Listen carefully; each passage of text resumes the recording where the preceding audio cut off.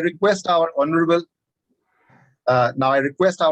principal sir, Professor K.K. Arora, to offer his preliminary remarks. Welcome you, sir.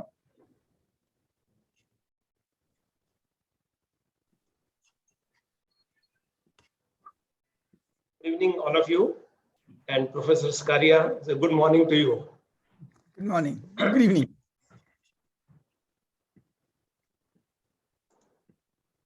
So, Honorable Professor Ajay Skaria, Professor Bindu Puri, Dr. Sanjeev Kumar, other distinguished guests, our faculty members, and dear students. Now, it's my great pleasure and honor to welcome you all at this 5th session of the distinguished lecture series organized by Gandhi Study Circle of our Zakir Hussain Delhi College.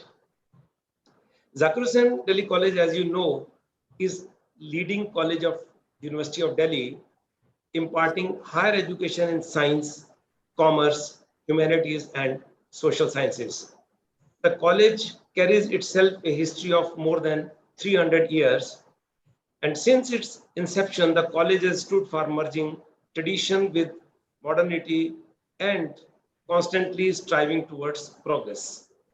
This gives college a distinctly diverse cultural ambience and cherishes composite culture and a spirit of mutual accommodation. Continuing this rich legacy of the college, we are extremely happy that Gandhi Study Circle has recently instituted a lecture series to commemorate the life and philosophy of Mahatma Gandhi. Although our colleague, Dr. Sanjeev Kumar, has been working on different aspects of Gandhi for last many years under this Gandhi Study Circle, and he has done a lot. He has taught to students different aspects, and he has taken many trips of the students to different places where they can learn about Gandhi. I wish to congratulate the convener, Dr. Sanjeev Kumar, and other faculty members for this type of endeavor, where the students in these days are trying to learn and still, I'll say, learning about Gandhi. We are truly grateful to our eminent guest, Professor Ajay Skaria, where definitely we are going to have a very nice lecture, and I'm sure that all the listeners will definitely acquire another view on Gandhian philosophy. Although I'll apologize, Dr. Skaria, that I will not be able to continue because I am in the office and I have to upload certain information regarding admission on the university portal and before 7 o'clock. So I will not be able to continue, but if that work is over and still I find lecture is going on, I will definitely join back. And once again, I extend my warm welcome to all the participants, eminent scholars from academia and outside, my faculty members and students for joining this important discussion today. I'll say once again, thank you very much for giving me this opportunity to say a few words. Thank you. Thank you so much, sir, for your encouraging words. In fact, Professor Arora has always been there. Whatever initiatives we have been conducting through the pandemic times and otherwise, I think the institution has always supported us. So thank you so much, sir, for being here. And of course, I would be happy if you can continue. Yes, after discussion. uploading this data on the university website, if the lecture is still continuing, I'll definitely join back. I'm still in the office. Thank you so much, sir. We are also extremely fortunate and honored to have amongst us today two very distinguished scholars, whose life and works have been of great inspiration to us. Professor Bindu Puri, who will chair this important session today, is a professor of contemporary Indian philosophy at the Center of Philosophy, School of Social Sciences, Jawaharlal Nehru University. Earlier, she worked as a chairperson of the center. She has been interested in issues in political philosophy, moral philosophy, and contemporary Indian philosophy. Professor Puri is a leading scholar on the thought and practice of Mahatma Gandhi. She has published extensively in edited anthologies and philosophical and interdisciplinary journals. On a personal note, I have gained enormously from the interactions and association working with her. She has always encouraged, supported, and inspired me to pursue Gandhi scholarship, an area that I recently ventured to explore and learning from it. Professor Ajay Skaria, the keynote speaker of today's lecture, is an eminent professor in the Department of History and Institute for Global Studies at the University of Minnesota. Since the 2000s, his research interests have been in 20th century Indian intellectual history, modern caste politics, and post-colonial theory. In addition to these articles in these fields, he has been the author of many important books that includes hybrid histories, forest, frontiers, and wildness in Western India, and the celebrated unconditional equality, Gandhi's religion of resistance, and has also co-edited subaltern studies, volume 12, Muslim Dalits and Fabrications of History. And Dipesh Chakravarti and Global South co-edited work has been recently published. So all of you can look out for that.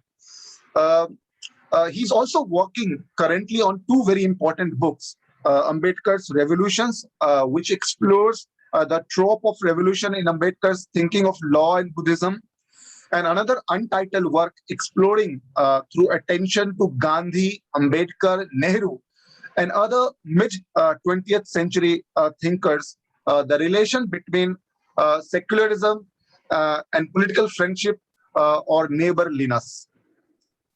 He was a member of the Subaltern Studies editorial collectives from 1995 till its dissolution. Professor Scaria's intellectual world of postcolonial studies is wholly anchored within modern secular European thought, whether of liberal, Marxist, or postmodernist strains. But I must say Mahatma Gandhi has remained a topic of special interest to him. To read Gandhi from such a vantage point is, of course, a challenge. But Professor Skaria has attempted to think through the tensions in Gandhi's writing, speeches, and acts without dismissing them as hopeless contradictions, unlike many critiques of the Western world. His unconditional equality, Gandhi's religion of resistance, is a classic work, and I would suggest all of you to read that. It's a classic work in contemporary moral philosophy that draws upon a new conception of religion that disavows all claims to sovereignty, even over oneself. He's amongst few scholars engaging Gandhi today. I just today came to know that he's a Malayali, but he draws upon Gandhi's writing in both Gujarati original and English translation, and has successfully established a novel way of studying Gandhi by not being content with reading and rereadings of the original text alone, but also comparing notes with contemporary thought, all the while paying attention to the original cultural context. We are truly honored to have you here with us today.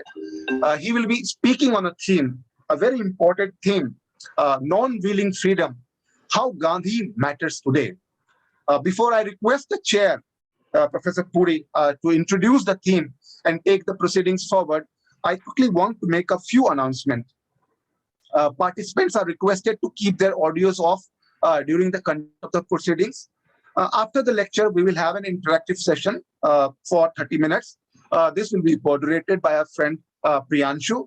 Not taking much of your time, may I now request Professor Bindu Puri to offer her introductory remarks and conduct the proceedings further.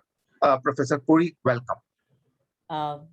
Thank you so much. I think it's really a wonderful opportunity for me to be here at this platform.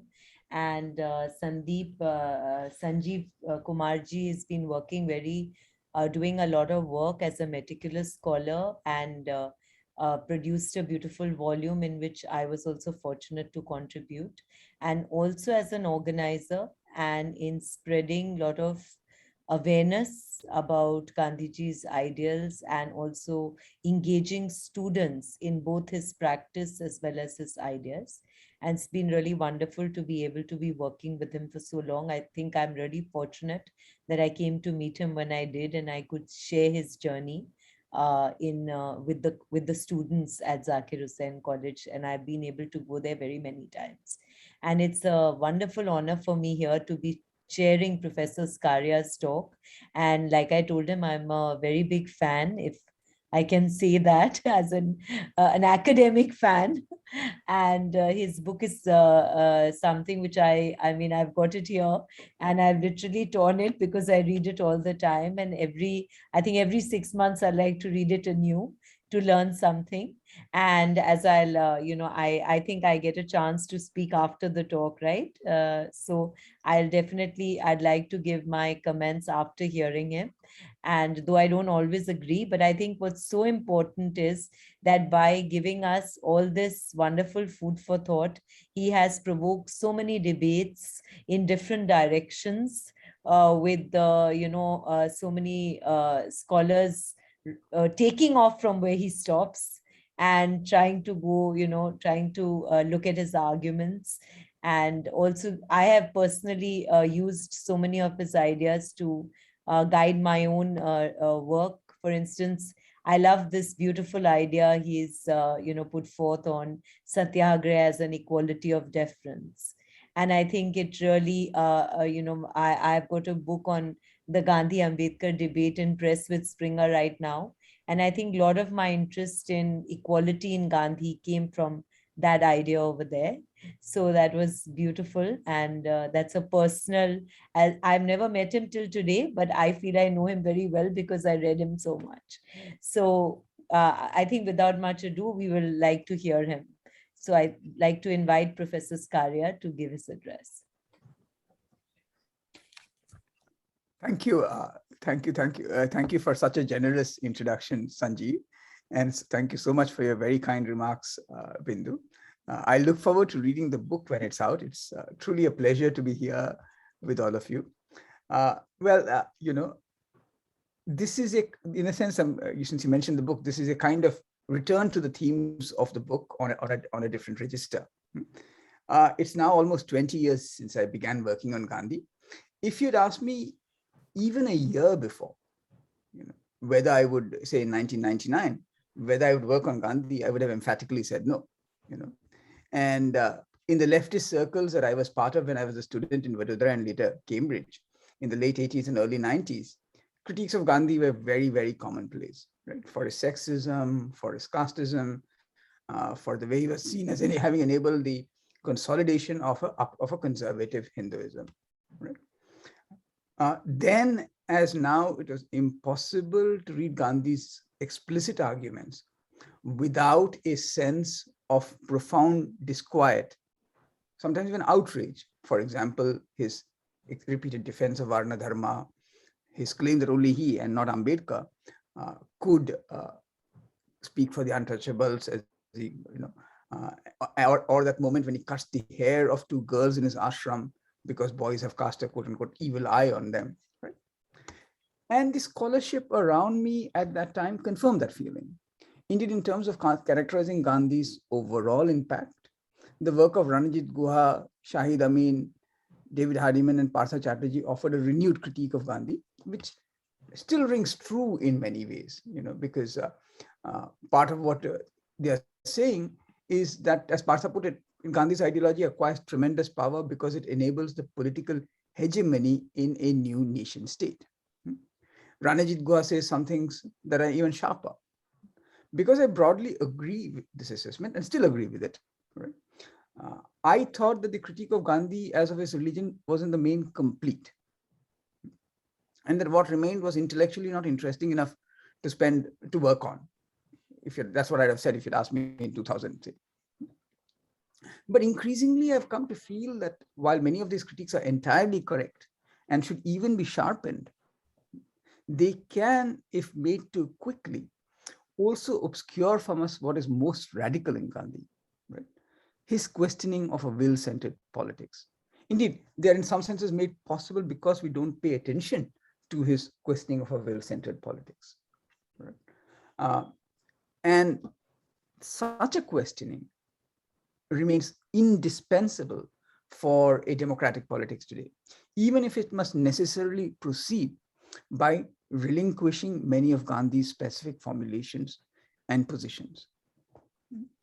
To indicate why and how this questioning of a will-centered politics is essential, I would like to start by drawing a contrast between two ways of rendering a famous slogan, right? The slogan liberty, equality, fraternity. You know, of course, that the slogan is associated with the French Revolution. You know?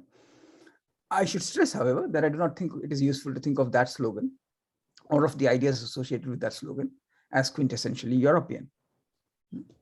As you likely know, that slogan itself only radicalizes some of the themes that were already there a decade earlier in the American Revolution. And in that revolution, blacks too played a role, even if they were quickly marginalized once the revolution was completed. Then again, the slogan found a home in 1804, less than 2 decades later, in the Haitian Revolution, right?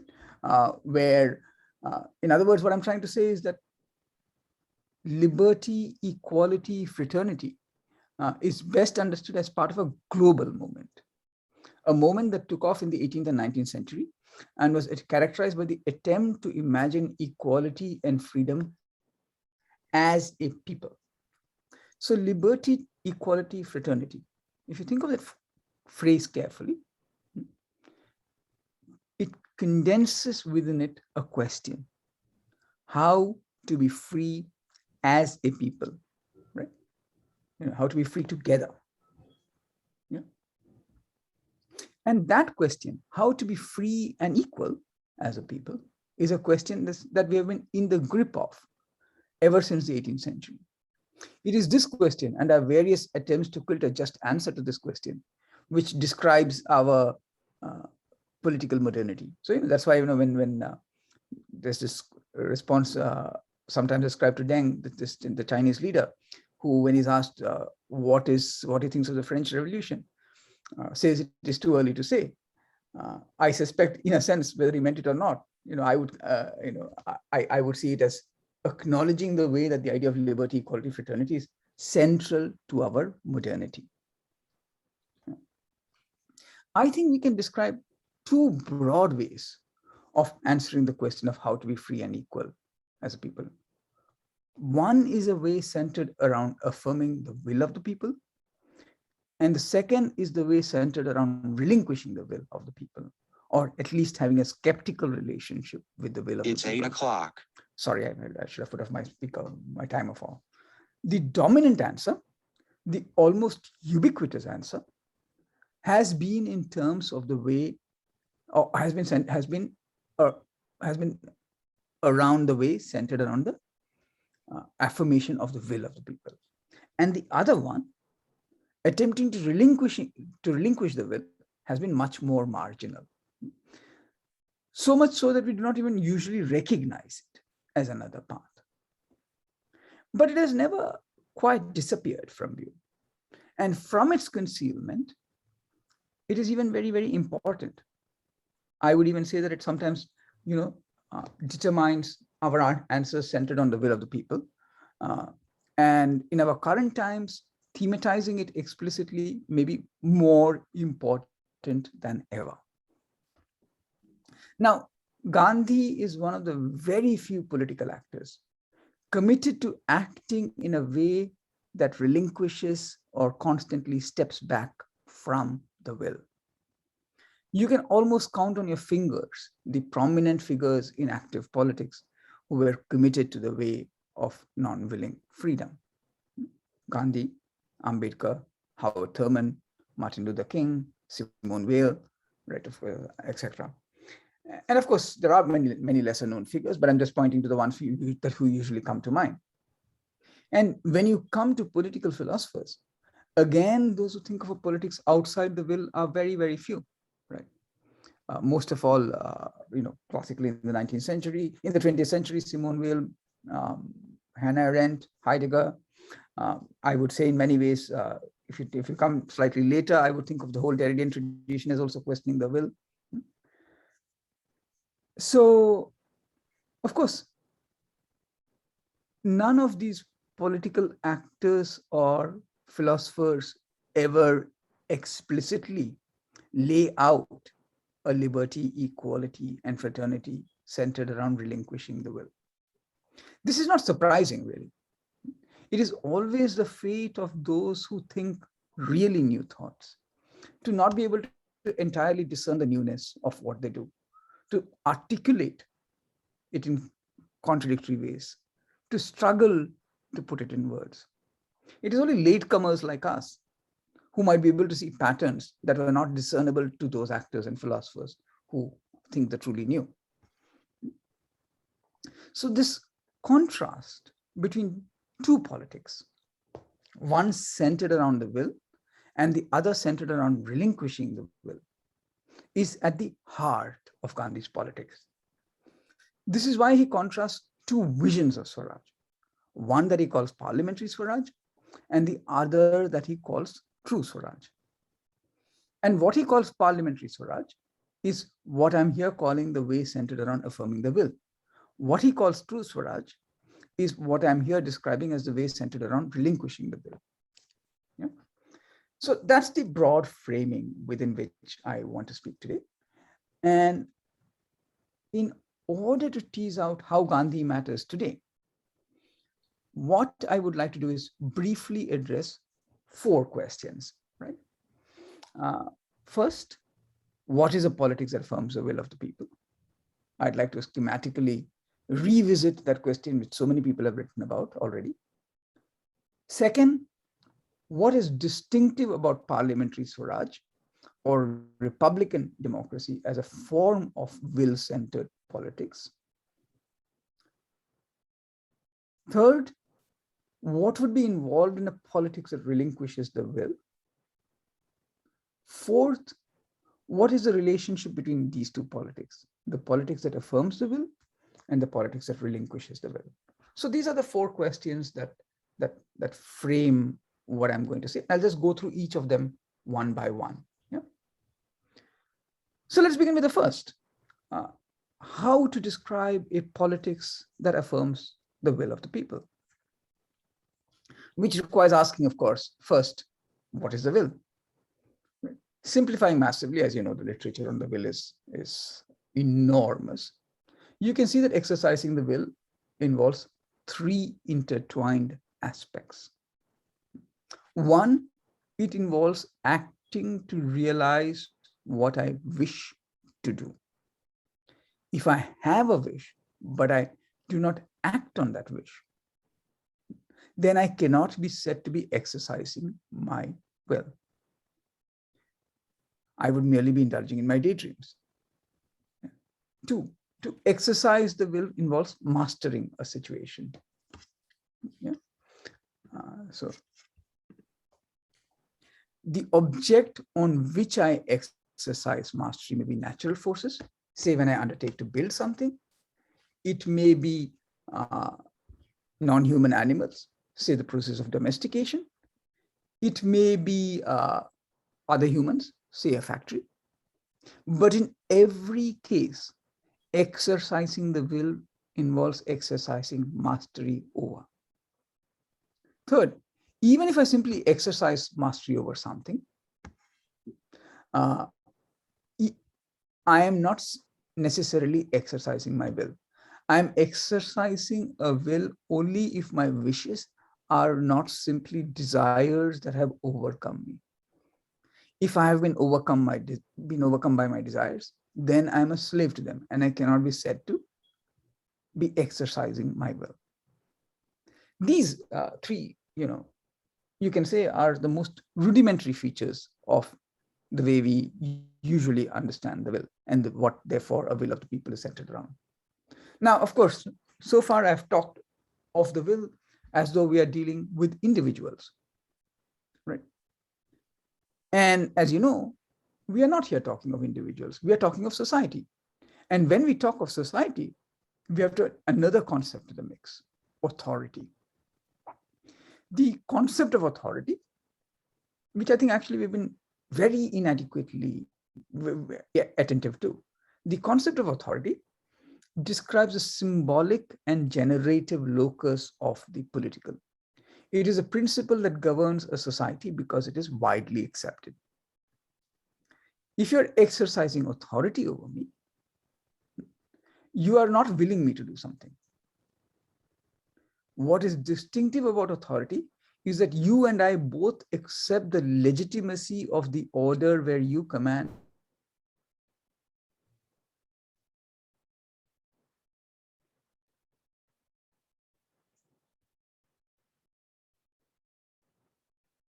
that authority draws its force, will over me. So if you want to think of an almost textbook example of authority, it could be the pre-modern caste hierarchy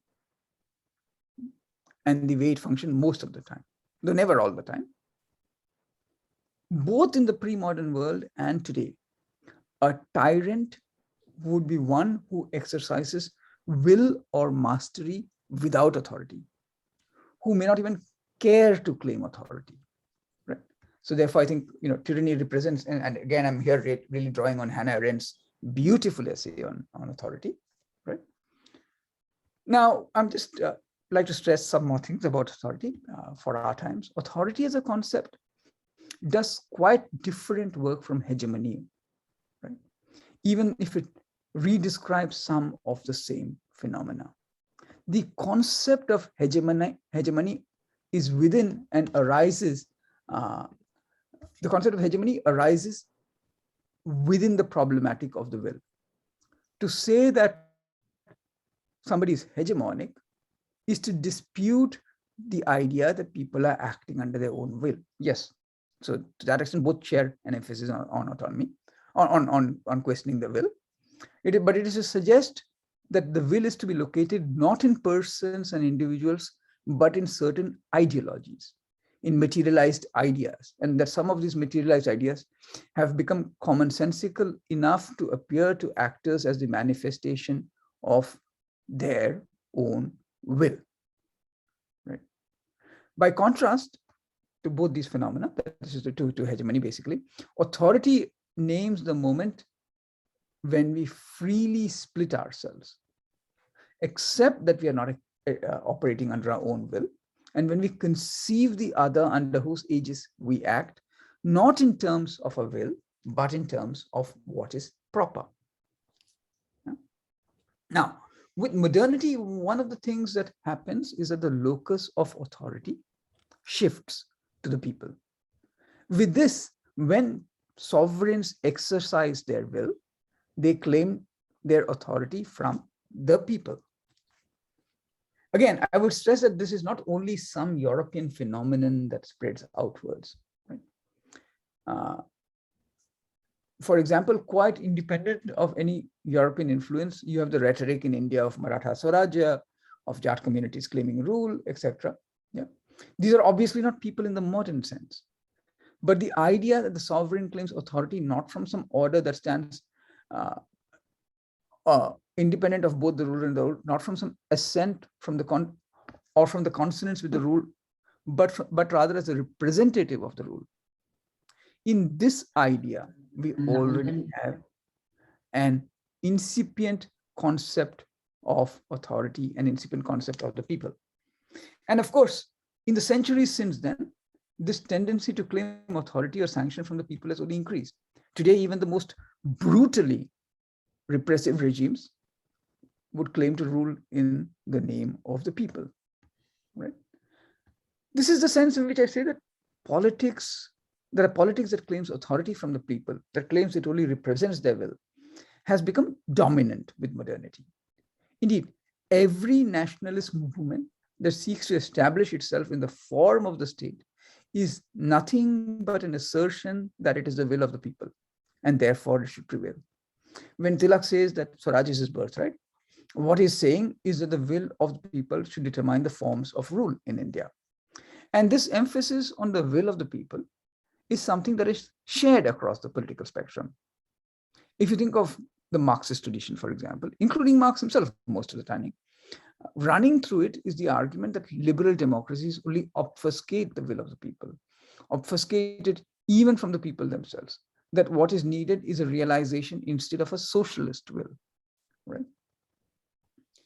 This is the sense in which I'm saying that the will of the people is the hegemonic imaginary across the political system. And that, in a way, if I have to bring these two concepts together, I might say that hegemony and authority together, I might say that will-centered politics has hegemonized the imagination so much so that there is no easy exit from it. Indeed, the very possibility of an exit boggles the imagination, which is why the few thinkers and political actors who have attempted an exit have often gone down so many dead alleys or tied themselves up in knots. And I think this happens to Gandhi, this happens to Heidegger, this happens to Derrida. I mean, so it's not surprising that it happens because they are thinkers of the new. And that is, I think, perhaps one of the dangers that you run into. So much for the first question. Right? What is its concept of the will? Second, now let me turn to the second question, which is what is distinctive about what Gandhi calls parliamentary swaraj as a way of articulating the will of the people? As you can see in the very phrase, right? The will of the people is a collective thing. That this hypostatized entity, the people, includes all the residents of a land or country is not at all necessary. For example, historically in the United States, when they said the will of the people, it certainly did not include African Americans and Native Americans. And in every nation state, only citizens constitute the people, not refugees or non-citizens. And even within citizens, there are hierarchies. It is much easier for whites in the United States or Hindus in India to claim to be part of the people. So the will of the people works usually in profoundly exclusionary ways, right? And it is in this context, right, that the languages of liberal democracy and republican democracy are important. The two are liberal democracy and republican democracy are not the same, though they are often practically indiscernible from each other and are complementary, and each bears the potentiality of the other. And the term parliamentary swaraj connotes both. So just to describe very quickly the difference between them, liberal democracy is the coming together of two forms of the will. On the one side, democracy, with its emphasis on the will of the people, and on the other side, liberalism, with its emphasis on the primacy of the will of individuals embodied in their rights. This is why liberalism by itself need not be democratic, for example, in a constitutional monarchy. The democracy need not be liberal, for example, in a populist order. Or indeed that liberal democracies can be founded on apartheid, South Africa historically, Israel today. That liberalism can be part of colonialism, for example, the British Empire, or imperialism and racism, for example, the United States today, right? So minimally, what liberal democracy does is that it inscribes negative rights, my freedom from being coerced to act against my will, my freedom from the state, my freedom from the will of the people even. In other words, what negative right says is that, save in the most exceptional circumstances, the will of the people as embodied in the state cannot and must not override my will as an individual. And that, moreover, other individuals or groups too must not have the power to override my will as an individual. Right? As you can see, this kind of negative right is absolutely crucial to liberal democracy. Maximally, liberal democracy also inscribes positive rights. It tries to build up which is to say, it tries to build up our ability to exercise our will. After all, the right to do something means nothing if one is so disempowered that one cannot actually do it. Without power, there is no exercise of the will possible. So unless citizens are socially and economically empowered, it does not mean much to say that they are free to exercise their will. And this distinction between negative and positive rights is a very famous distinction, as you all know, is only one aspect of the way that the will of the people is recognized as not one, but many, as incapable of being made one, as having many domains of action. For example, as important as the distinction between negative and public rights and positive rights, maybe even more important, is the distinction between public and private rights. So liberal democracy is one aspect, one way that you can render parliamentary swaraj. It's how the will of the people is recognized as plural, and how this plurality of wills is protected, at least in principle, against domination by any one fraction of the will that claims to speak for the whole. Now, to describe this division and pluralization of the will, the political philosopher Claude Lefort had a very nice phrase: the empty place of power.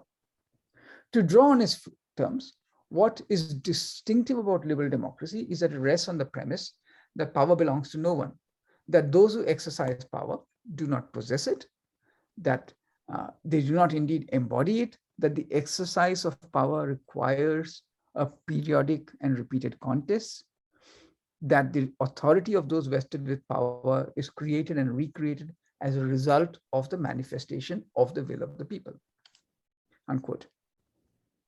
And this will of the people is itself determined in ways that try to avoid the people acting in unison.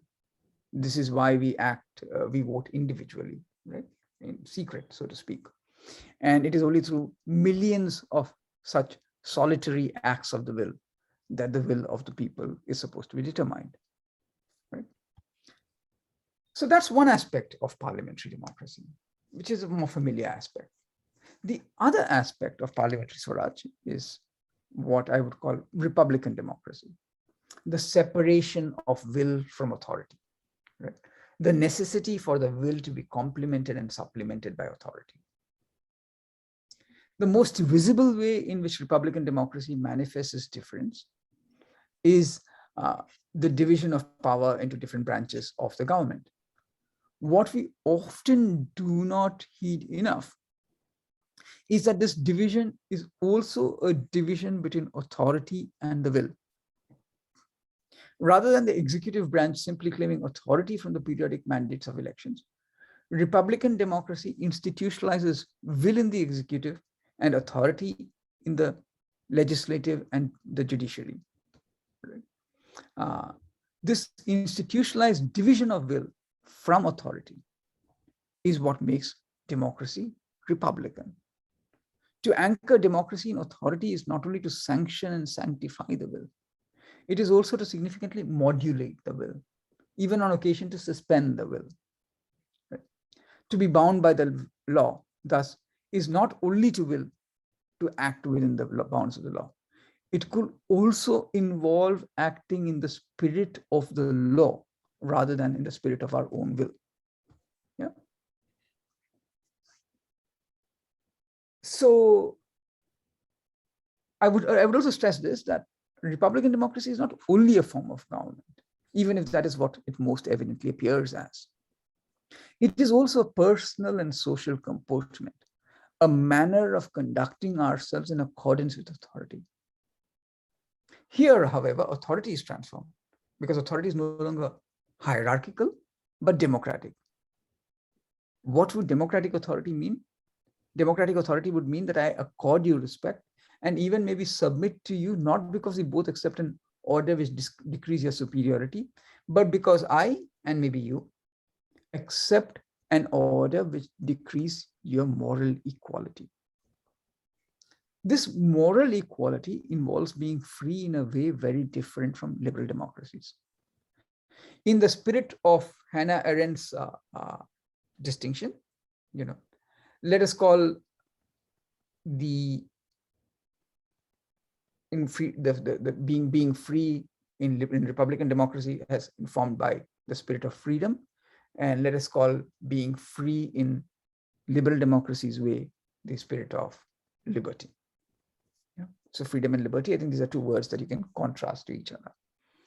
Liberty is obviously centered around the will in its Lockean formulations about an equality that springs from self-ownership.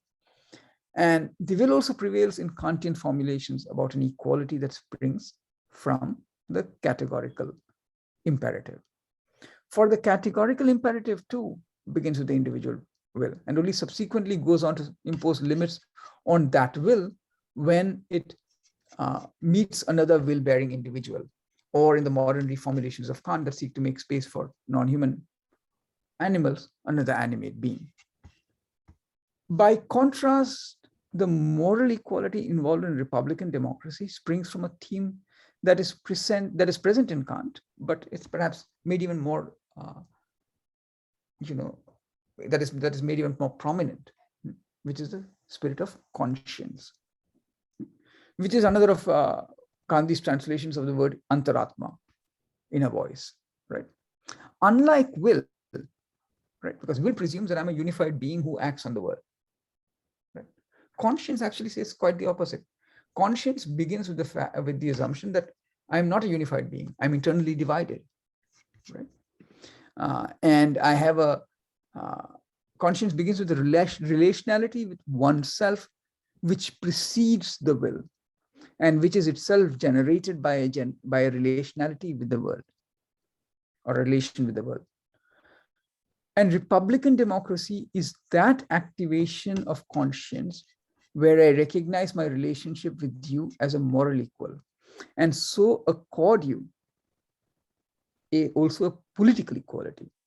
That is to say, the power to equally participate in the quilting the political, and this political equality necessarily follows here from moral equality. Now, so that's a broad sketch of Republican democracy. Now, I don't need to tell you, I think, that this thumbnail sketch is not how Republican democracy has worked at any time, anywhere.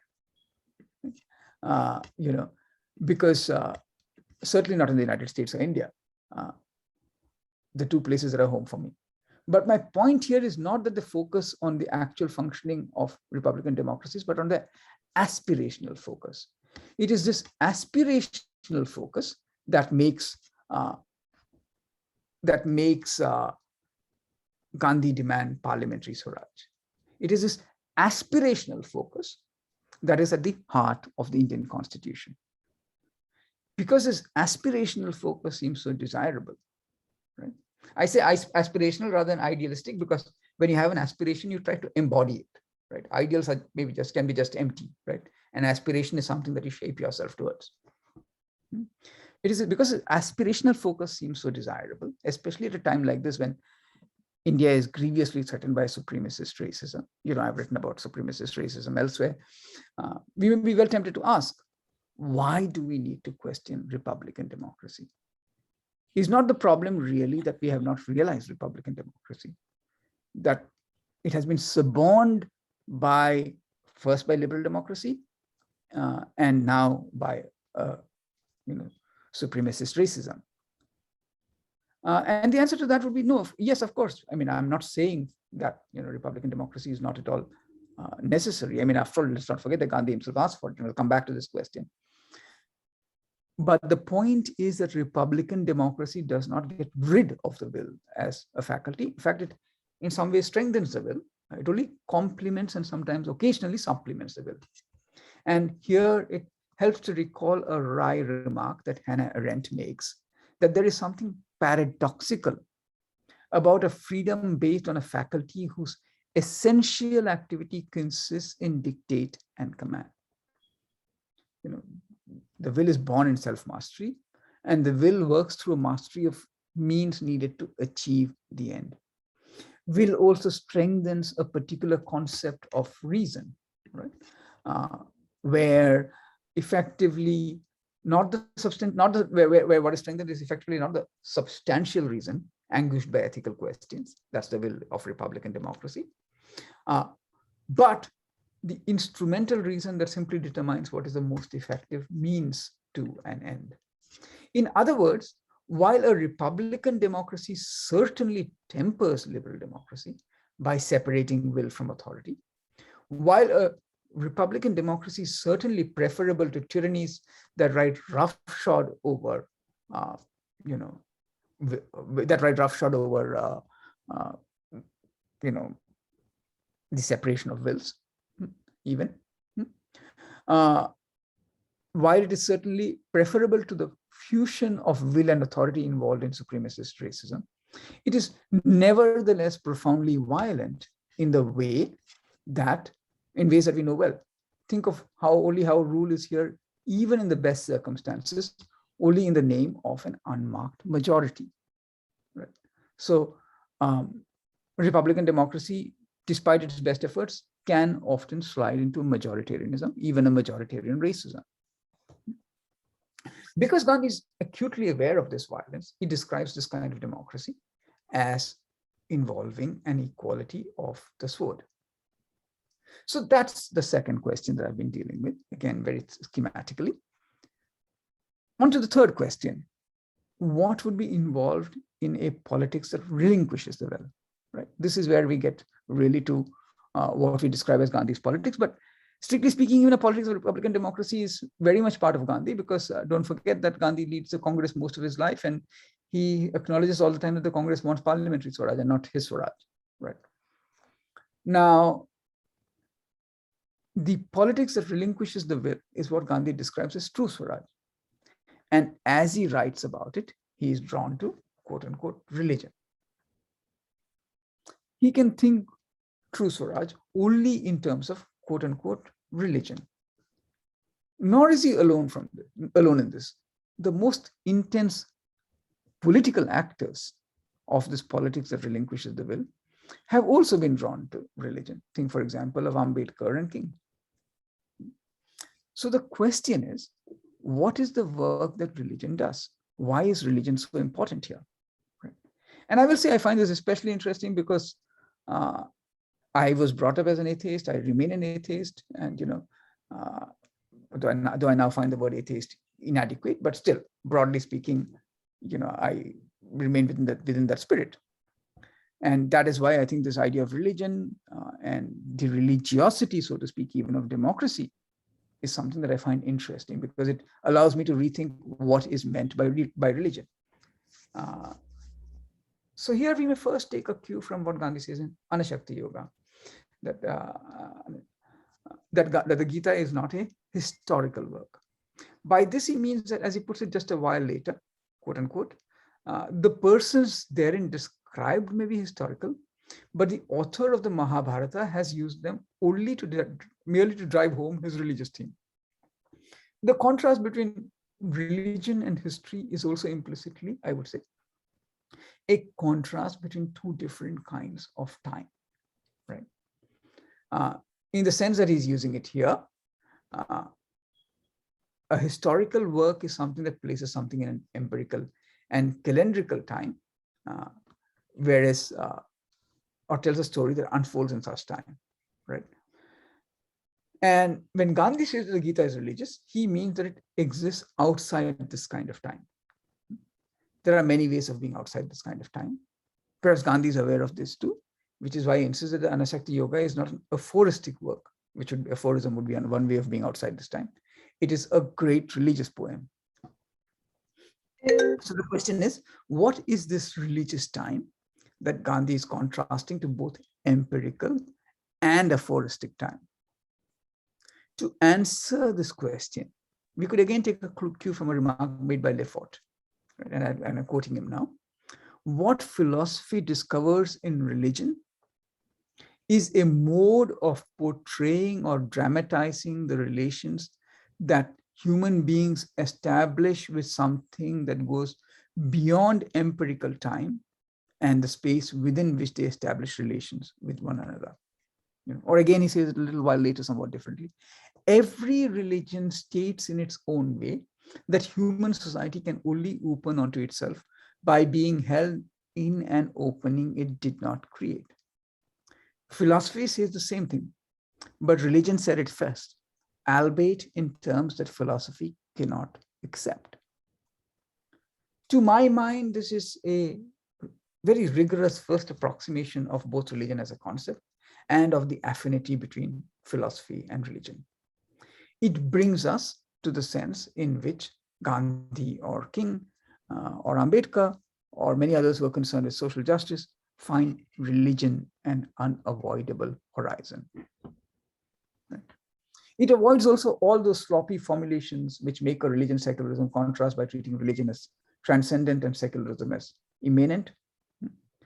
That is how things appear within a simplistically secularist ideology, or that is how things appear to secularism itself, right? To uncritical secularism, to a secularism that is not critical of its own presumptions, let's say. It sidesteps also those accurate but still misleading formulations such as that by Talal Asad, which suggests that late 19th century anthropological and theological thought rendered a variety of overlapping social usages rooted in changing and heterogeneous forms of life into a single immutable essence, and claimed it to be the object of a universal human experience called religious. Yes, of course, the concept of religion becomes modern when it is counterpointed to the secular and identified as a separate domain. But its modern remaking into a domain analogous to the domains of culture, the state, economics, etc., that modern remaking should not obscure from us the sense that that word, like analogous terms such as dharma, has arguably always carried the insinuation of the experience of another time, a time outside the empirical, which is nevertheless constitutive of our sociality. The experience of being held in an opening and a time that we do not create. We forget this only at our own peril. That's this concept of religion. But to recognize that philosophy and religion share something that sets them apart from the empiricality that marks history and myth, as also from the non-empiricality of the aphorism, is to arrive at another question: what distinguishes religion from philosophy? And of course, we can rattle off in our sleep philosophy's answer to this question, right? That philosophy opens society onto itself through reason, while religion opens society onto itself through belief or faith. Like all commonsensical answers, like all, this one intimates something important in an obscured way. Obscured because what I want to stress is what both faith and belief share, right? The sacred. Of course, it is no longer easy, at least in disciplinary circles, to associate religion with the sacred. Anthropologists and sociologists and others and historians have gone looking for the sacred and have become increasingly skeptical of it. The sacred, they have declared, is too crude a criterion of the religious. Yeah. That they have arrived at this finding is not surprising, for the sacred does not lend itself to being easily winkled out by the methodologies of empirical time that suffuse these ideologies. Right? The best way to get to the sense of the sacred involved in religion is by turning to the word sacrifice. Sacrifice is, of course, not only etymologically associated with the sacred. It is through sacred that it is through sacrifice that the sacred is performed, brought into being. Indeed, there is no religion without sacrifice and the sacred. Whether what is sacrificed is an enemy or the other, or oneself. I'm not therefore glorifying sacrifice. I'm just saying the sacrifice is what constitutes the sacred. And what I want to draw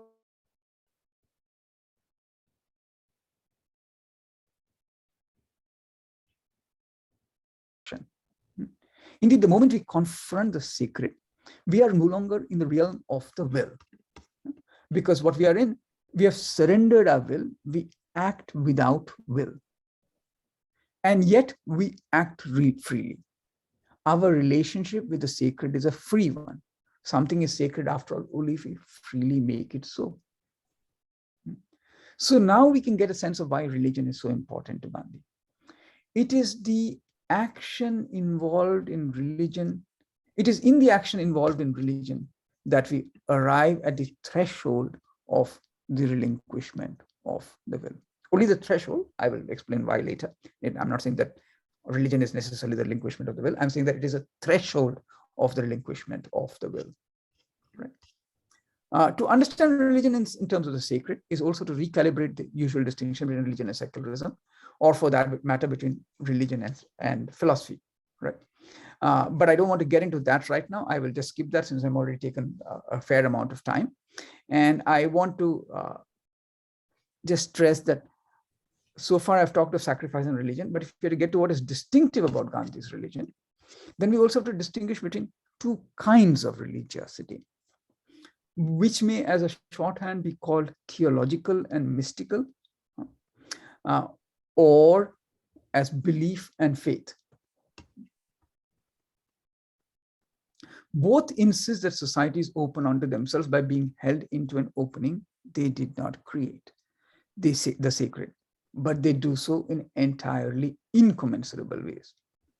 And to get at this incommensurability, it helps to revisit that old distinction between belief and faith. Belief is what we arrive at through institutionalized forms of knowledge. It is grounded. Central to belief is sovereignty, the sovereignty of the institutions of religion, the sovereignty of theology, the sovereignty of the divine, right? We use the word theologico-political to describe the modern state because it has taken over the sovereignty that had been provided by the divine. Yeah. Theological religion calls for a profoundly and decidedly violent form of sacrifice. Sometimes it demands of its devotees a sacrifice of others, of those who have been deemed the enemy. Only through such sacrifice murder can the devotees of theological religion prove their fidelity to their God. Sometimes it demands even more of its devotees, their own lives. What marks theological religion in all its forms, including that of the modern nation state, is that it demands a surrender that is also a subordination. Devotees must not only surrender to, but also subordinate themselves to the divine. And here, even if devotees surrender their will, the sovereign does not. Indeed, the will persists, but now as a prerogative primarily of the sovereign. And to the extent that devotees sublate themselves into or realize themselves in the sovereign, they too partake in this sovereign will. As such, theological religion is not at all a politics of non-willing.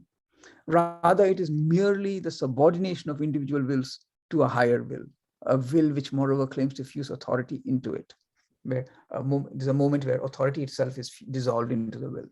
Right? If people like Gandhi and Ambedkar were so willing to embrace republican democracy, despite their deep reservations about it, this was in no small part because they felt it would at least provide some respite from theological religion, from the religion of belief, the religion that the nation state can easily become because it provides for, can easily become. And republican democracy does this because it provides for a separation of will and authority. It institutionalizes a separation of will and authority. As things have turned out, the respite has been too short. Both in India and elsewhere, republican democracy is increasingly being done by authority, increasingly being undone by supremacist racism, right? Conceptually, supremacist racism can be involved as the concept of supremacist racism, that is Hindutva, can be described as involving a double fusion. On the one side, it vehemently denies and represses any differences within the people. As we saw, the ultimate source of authority for modern states.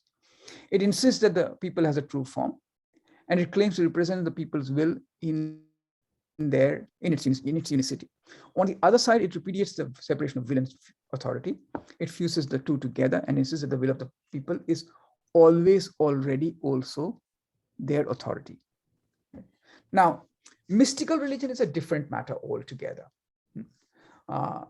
Though mystical is too positive a religion word, the mystical involves a moment of faith, a moment when a certain finitude and vulnerability is accepted not as a momentary risk before subsumption into the sovereign, but as a fact of life.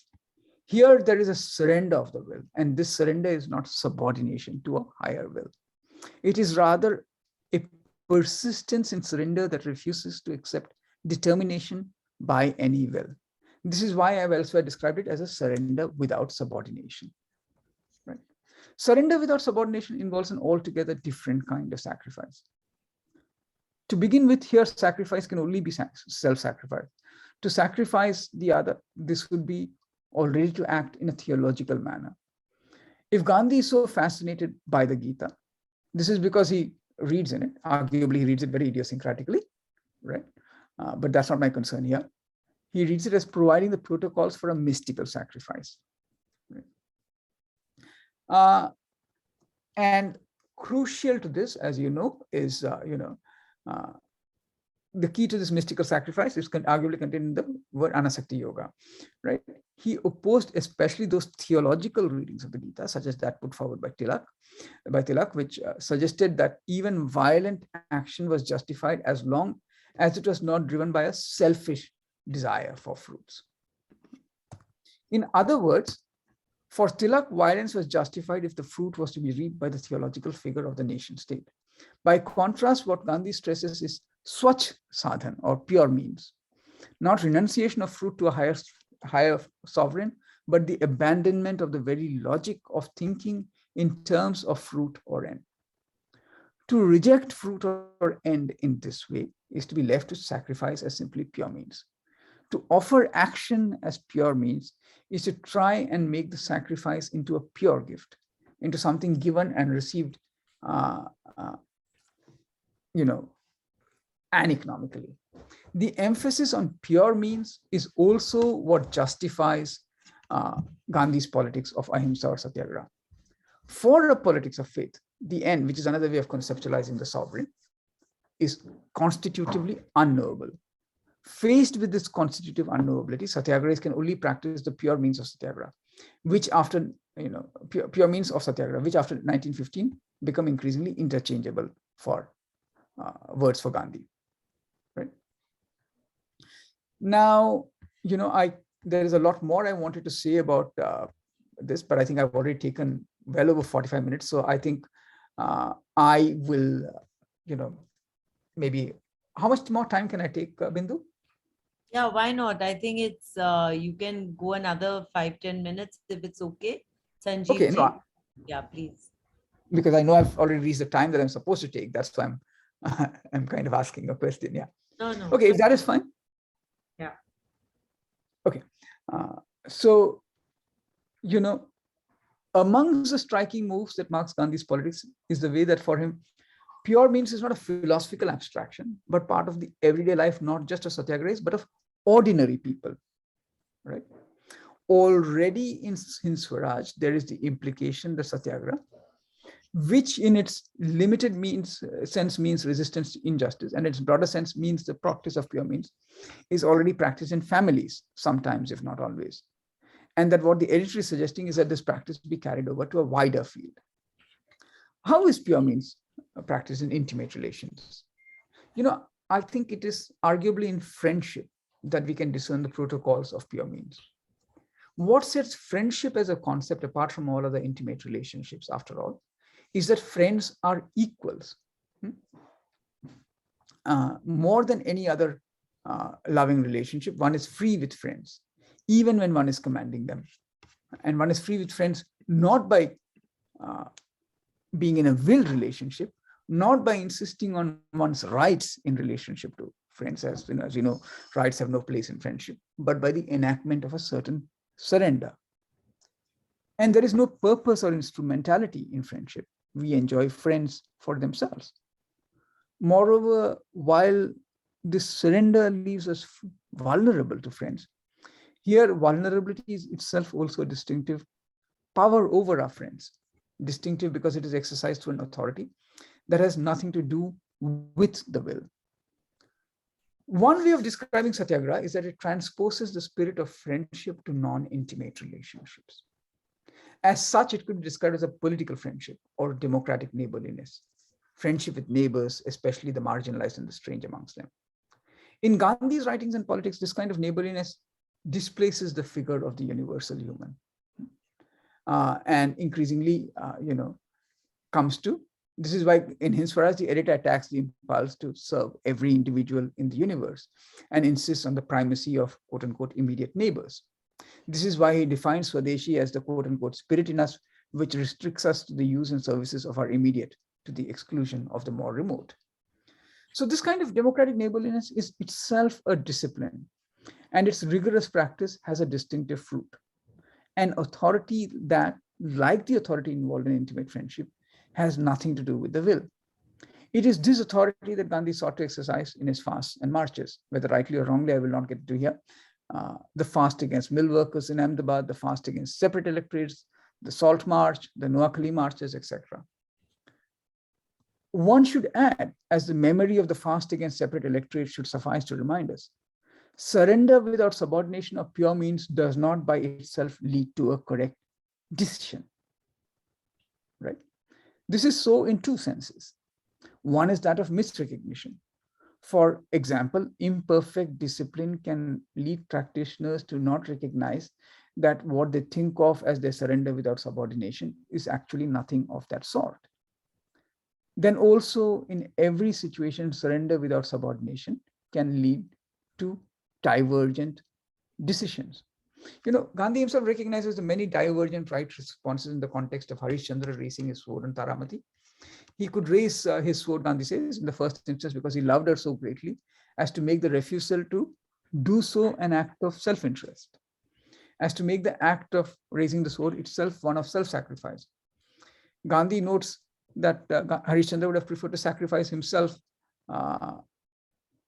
if this had been possible.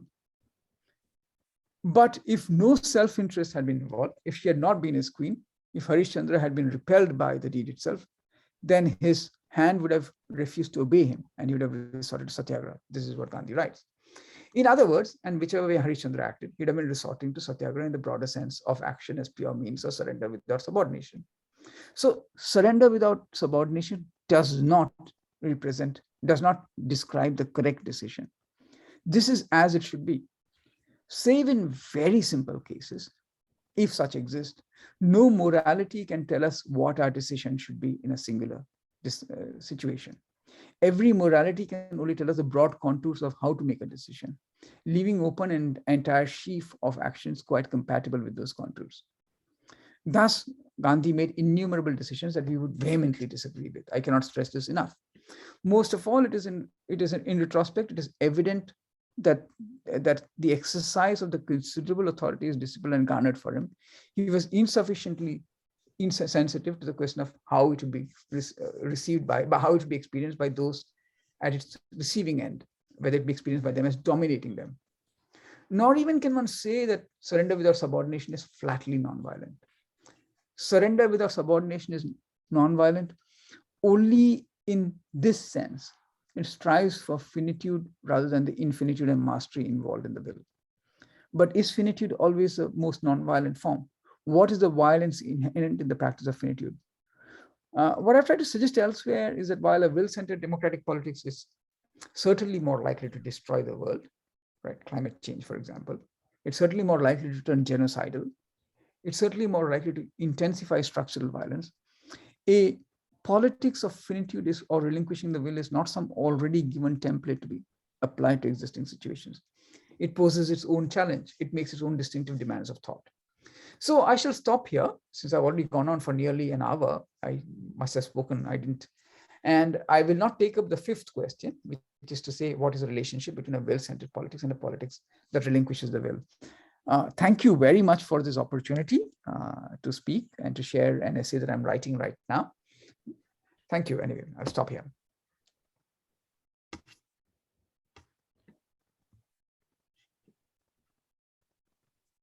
Sanjeev ji, I think your mic is off. Are you saying something? Yes. Your mic is off. I'm so sorry. Professor Puri, we are awaiting your remarks on. No, it's been a privilege, indeed an honor to listen to Professor Skaria. And like I said, I've been, reading not only his book, but also several papers. For instance, I've really been influenced, which he very briefly spoke about Gandhi on history here. And there is this paper he's done on the strange violence of Satyagraha, Gandhi, history and Itihas. And some part of that really helped me when, like I said, one of book I'm writing, I have drawn in the first chapter on how you drew my attention to the ways in which Itihas and history differ. Though, of course, I think I'm much more in Gandhi's camp than you are, but it's very important for us to be able to take off from this critique. And also, I think in this talk today, a non-willing freedom, how Gandhi matters today, he's brought out, how important it is to look at the critique of Gandhi in a very different way.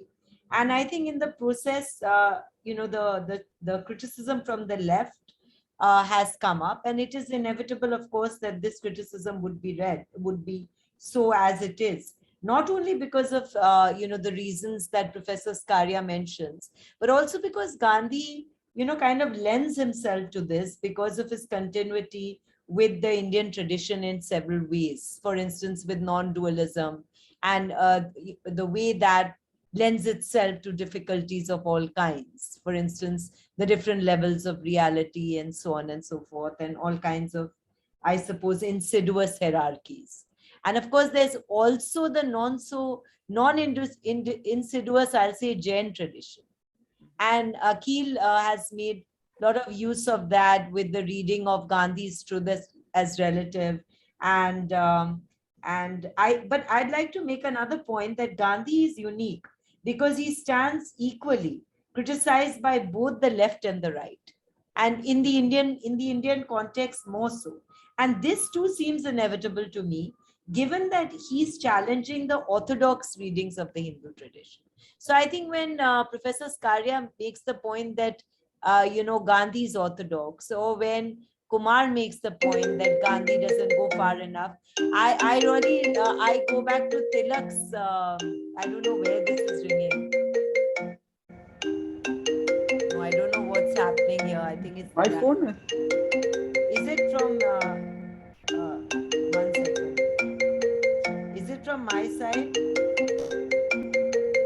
I don't know. Where is this ringing? It's in the laptop. I hope it's not my phone. Oh, is it stopped? The phone is ringing here. No, it's not. It's not my end. I don't know. It's stopped now.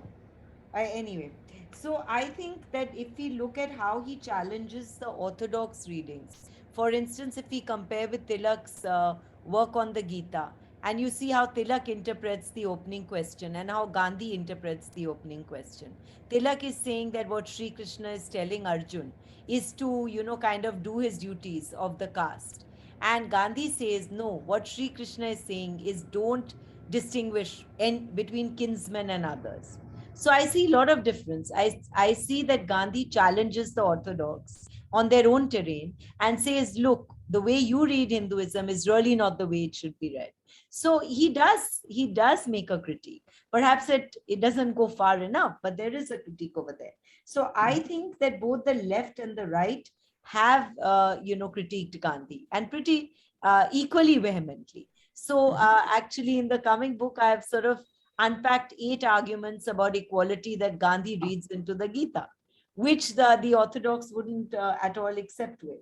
Now, in the talk, there is this questioning of a will-centered politics.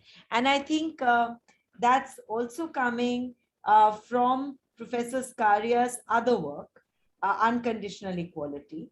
And there is this idea that Satya becomes synonymous with justice, and the demand for equality and against inequality becomes almost to being, and this Caesar is called Satyagraha. Now, what Satyagraha Caesar begins to involve comes from these 2 senses of swaraj that you have pointed out. And swaraj here, in one sense, is the self's rule over the self, and that becomes the rule of the proper, the thikana. And that's really what makes Gandhi's Satyagraha about limits, about had. And this is from where this Swaraj begins to involve, I suppose, surrender without subordination. And there's a groundlessness over here. And I think you trace it to the death of God, right? I mean, you don't think Gandhi is moving with God at all. And it's truth and not God. And the groundlessness actually makes it, I suppose, the sacrifice all the more tyrannical in a way, and it's a pure is an act of pure means, and there is really no end. Perhaps because God is not there. Am I correct? Yes, I think I would completely agree there. Yeah. Yeah. So, and then I see that you instigate Aishwarya Kumar's argument to some extent, to me. And so I see that Kumar goes on to see that there is this kind of a force in Satyagraha, right?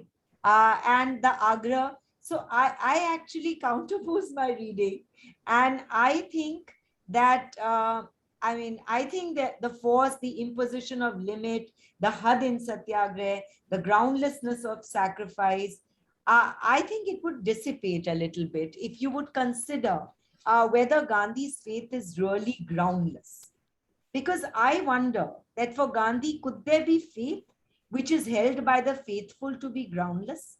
I think for Gandhi, faith to be faithful has to be grounded in a kind of humbling belief, and ahimsa was eventually humility, in that which is beyond itself, that which is transcendent to human reality.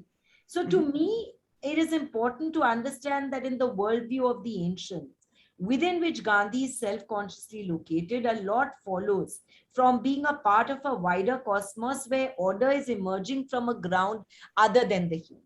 So to me, Gandhi's faith is resting in an absolute humility, and I think in a voice of God which is hearing and responding to, and of whom he's speaking in his comments on the Gita.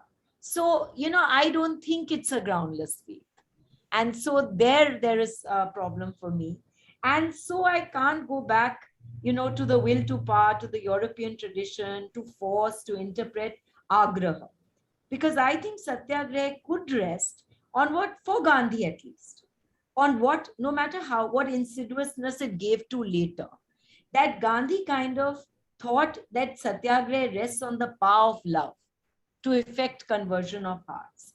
So that is deriving from the human being's love of God or truth. And I don't think the fact that he's equating it with truth really dissipates God, because you look at the Satyam Jnanam Anantam of this Vedic tradition. So I think he finds something there. And so I'm kind of wondering about this. And I also wonder if we can look at Satyagraha as compulsion, because I wonder if you can be compelled into transformation, which is what Gandhi is seeking to effect through love. And love is changing everything over here. It's not friendship. It's this love which is, freed from the boundaries of the family by the vow of brahmacharya, right? So there's no boundary anymore, but it's love still. And love is very different from friendship. So Gandhi kind of answered critics who opposed him accused him of coercion. And he said that, if I'm kind of looking for transformation, and if my fast is to be interpreted as pressure, I can only say that such moral pressure should be welcomed by all concerned. Now I'm wondering that if all moral encouragement or agraha and transformation is to be assimilated to will, to power, to force, we need it's 9 o'clock. Sorry. I wonder, will not that be the complete dismissal of the moral life?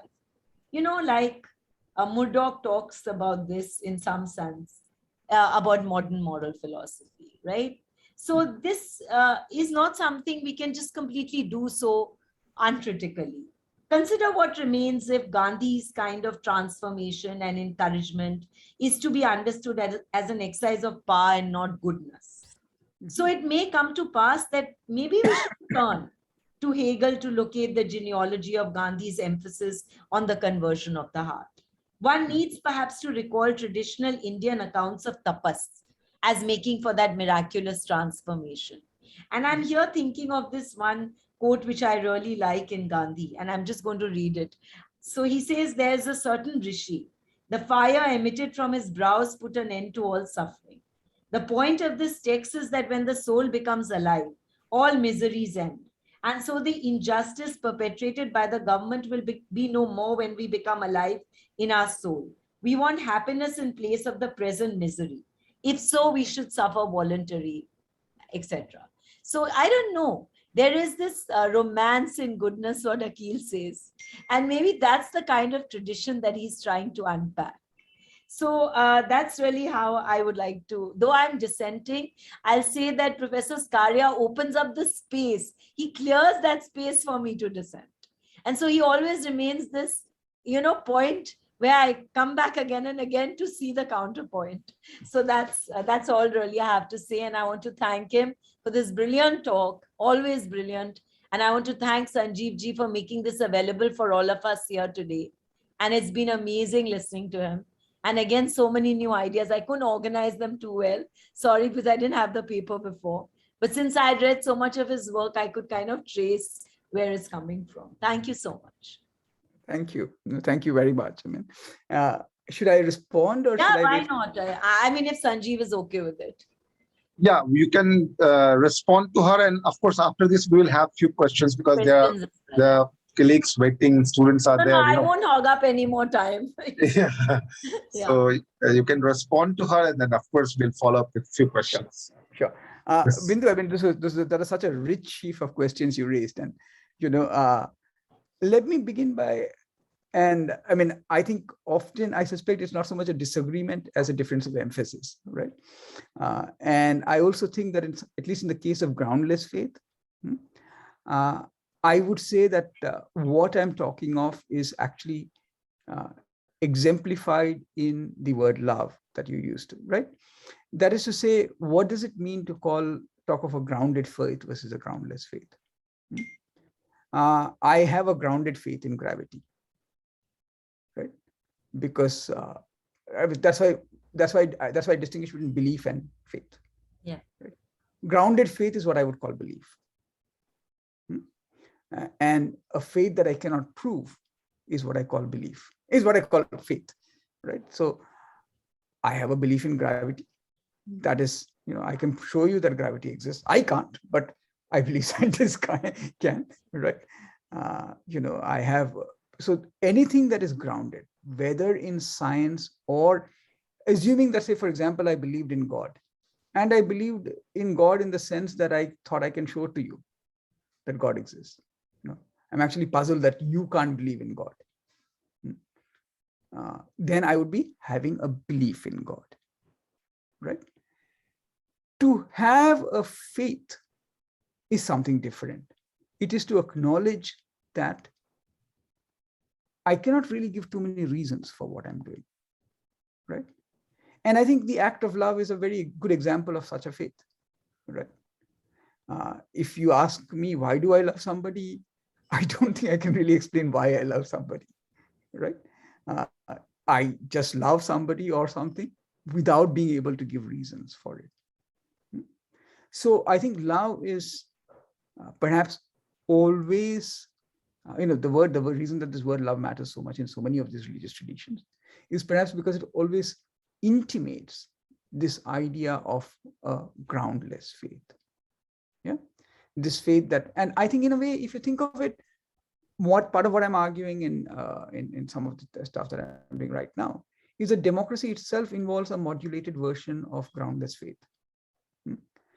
If I'm to believe in the equality of all human beings, I mean, really, it's quite a leap of faith, right? What is there to make me believe in the equality of, we have not practiced that equality ever, more or less, right?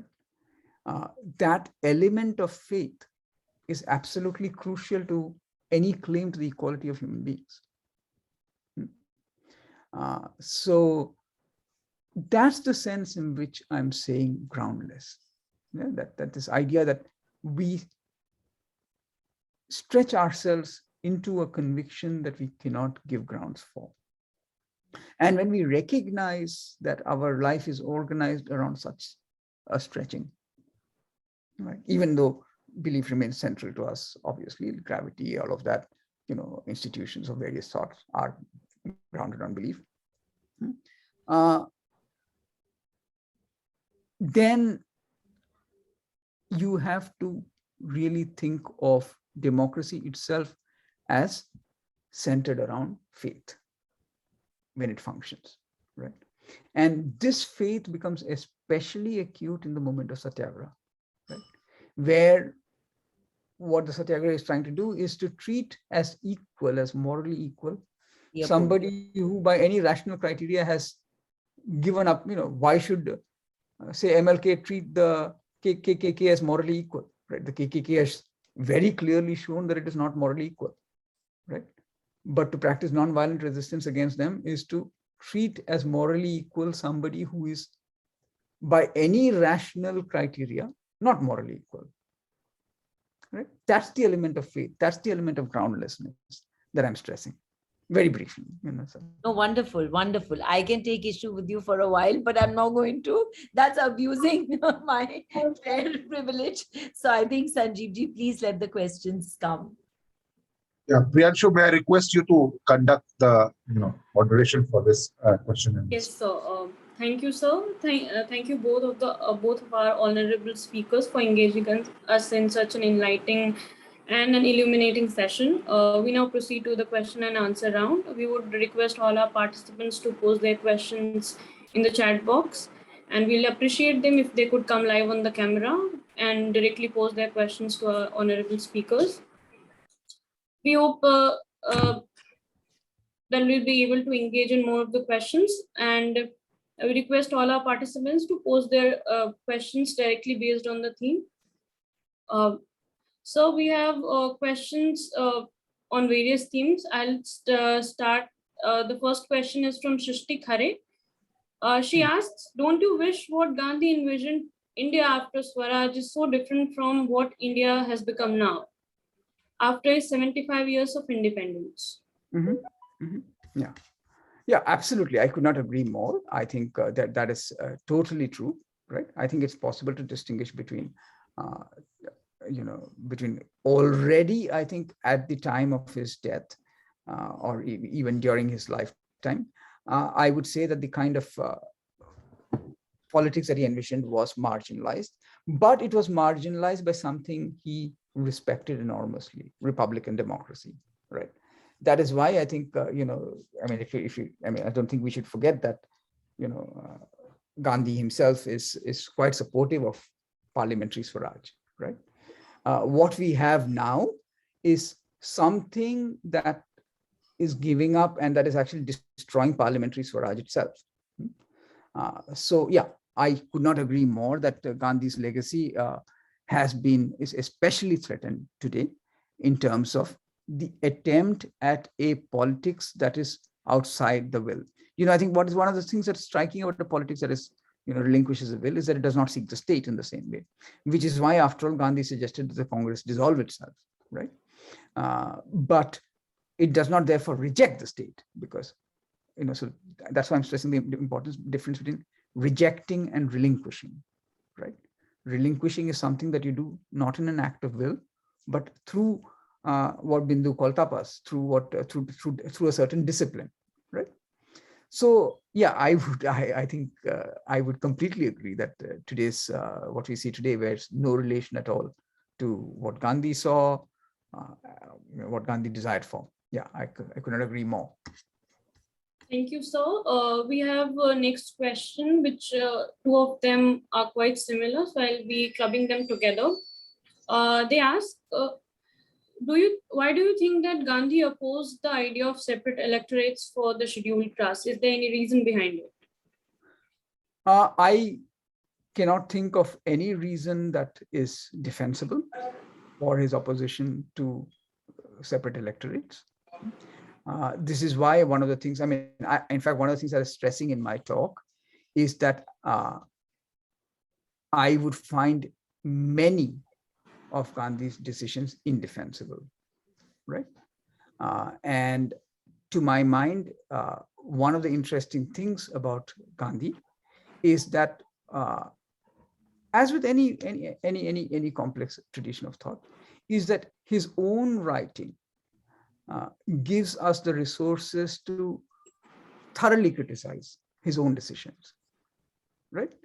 That is to say, one could, even within Gandhi's own vocabulary, provide a very sharp and very thorough critique of what Gandhi did with separate electorates, right? That in some senses, this is exactly that he was behaving with Dalits in a way that was indistinguishable, perhaps in many ways, from the way that the British behaved with him, with the upper caste, right? So I think it is entirely possible to use. So what I would stress is not that Gandhi's decisions are correct. As I said repeatedly, the point about a politics of relinquishing the will is not that it leads to correct decisions. It's a different way of deciding, right?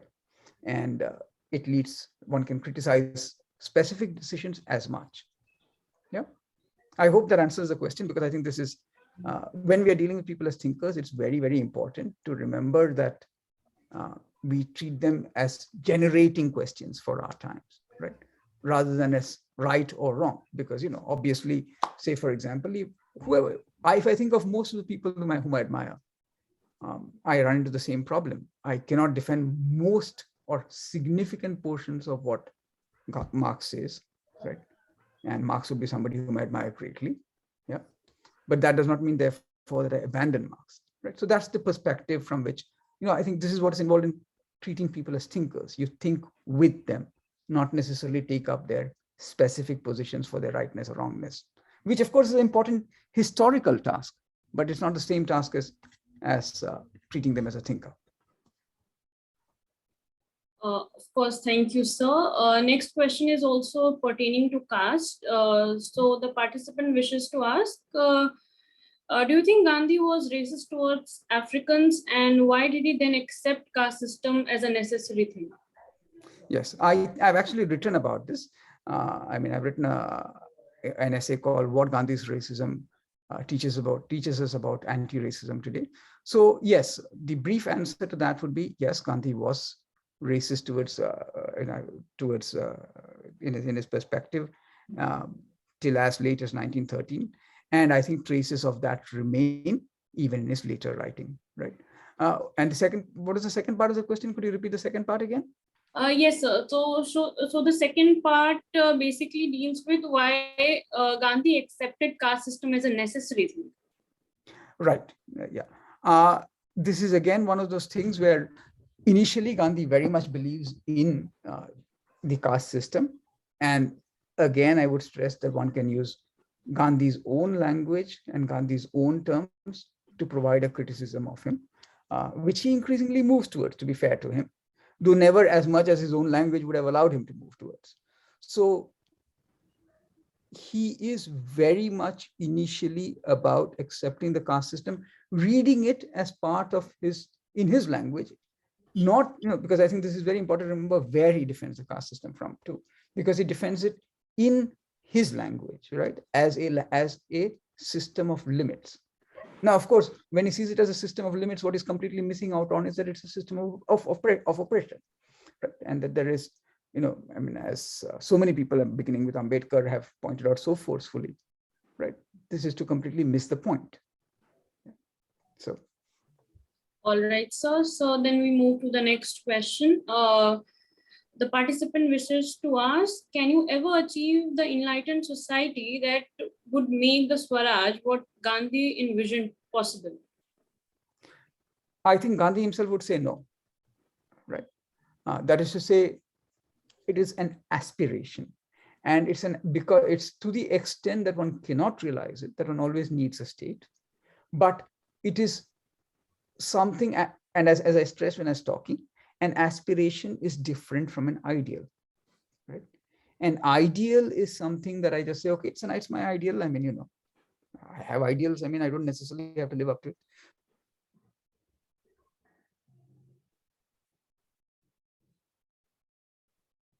To embody in various, right? Even if in limited ways, even if in ways that keep it as a goal, but that's nevertheless shape who we are, right? So I would say Gandhi's politics is a politics, especially of non-willing, can always only be an aspiration, right? It will always have this problem of not realizing itself. And and one of the things that I think it's very similar to a lot of religious politics in that sense, because, say, for example, famously, most religious people think of themselves as not religious enough, right? And that is perhaps strikingly indicative of the way an aspirational politics works, right? what in aspirational politics works, the way it works is always by recognizing that this is what I've not yet done. So. Thank you, sir. So we move to the next question, which has been posed by one of our participants. He asks, how the way India sees religion today, you think, is influenced by Gandhi's view on religion? I would say that it is, as I've said, as I've argued in an essay recently, Hindutva is a making of Hinduism into a racism, right? I think in that sense, Gandhi, Hinduism, like all religious traditions, is a profoundly complex tradition with dimensions that are extremely violent and dimensions that question this violence. Right? Any contrast between Hinduism and good and Hindutva as bad is also inadequate. Right? Hinduism is too complex to be described as either good or bad, like any religion. What I was trying to point to is that central to religion is, as a concept, is the idea of the sacred, right? And within the sacred itself, one can point to two distinctions. One, between the sacred as belief, right? Where the sacred becomes something that is sovereign over me. And second, the sacred as faith, where the sacred is an existence of a surrender without subordination. And I think the sacred without faith, as faith, is central to some of the most fascinating moments in religion itself. Whether you think of moments in the Bhakti tradition like Kabir, one can think of so many others, but I'm just focusing on this one. So therefore, I think this emphasis on the difference between faith and belief is central to thinking of religion, as also the emphasis on the sacred. And recognizing that the sacred is what is crucial to religion will help us realize also that the nation state itself is not outside religion, because after all, what we're doing is we're making the nation state sacred, right? That's why I'm saying that the distinction between religion and secularism often does not work. Okay, so that was quite of a thought-provoking answer in today's time. So the next question is regarding Gandhi's legitimacy. So the question is, people usually who question the legitimacy of Gandhi, that by his experiment of truth, where he experiments celibacy, was something unethical. Mm-hmm. So this is the question. Yes, this is, and I could not agree more. As I said both at the beginning and at several times in the talk, that I am not interested in defending Gandhi's specific positions. Right? I think there are many specific positions that I would, recoil from thoroughly. Yeah, and I think getting caught up in defending his specific positions stops us from being able to engage with the questions that he raises when we think with him, right? Yeah, so I think very briefly, I think there are many aspects, including some of his experiments, that I would take deep issue with. All right, sir. So the next question is based again upon religion. So the participant asked, how do you think Gandhi's vision on religion can emancipate the human civilization from religious bigotry? Mm-hmm. And he also asked, how can his idea be implemented to end religious turmoil taking place in the country? How to use his ideas to bring religious harmony? So I think all these can be answered within one go. Okay, that's quite a lot to answer. Let me try and just say that, look, first of all, what I was stressing is that what Gandhi brings out in religion is the aspect of religion called faith. What I would say even Republican democracy is on the side of faith in some ways, right? That is to say, rather than thinking of India as a secular state, which there is a certain sense in which you can use the word secular to mean to describe Nehru in India, or India till even the 2000s as a secular state, democratic secular states to be precise. But even democratic secularism involves a certain religiosity. It involves the religiosity of treating every human, every citizen as an equal, even though there are no grounds necessarily for doing so. Right now, so that kind of religiosity of faith is what is central to Satyagraha. Satyagraha carries a religiosity of faith to an extreme. Democratic systems, Republican democracy, is a more limited version of the religion of faith. Right. By contrast, what something like Hindutva involves is an abandonment of faith altogether, right, and an association, a slippage instead into, a making of religion into belief, into something that is sovereign over us, and in the name of which we can kill and murder, right? So those are two very different understandings of religion, both of which share an emphasis on the sacred, but take the sacred in entirely different directions. What does Gandhi enable? How does Gandhi enable us to converse? Gandhi, to my mind, enables us to converse by stressing that, by allowing for this common space of the sacred within which conversation can take place, and then asking questions about what does it mean to sacralize, what does it mean to treat things as sacred, and what are we sacralizing, right? Can a Gandhian politics provide an alternative?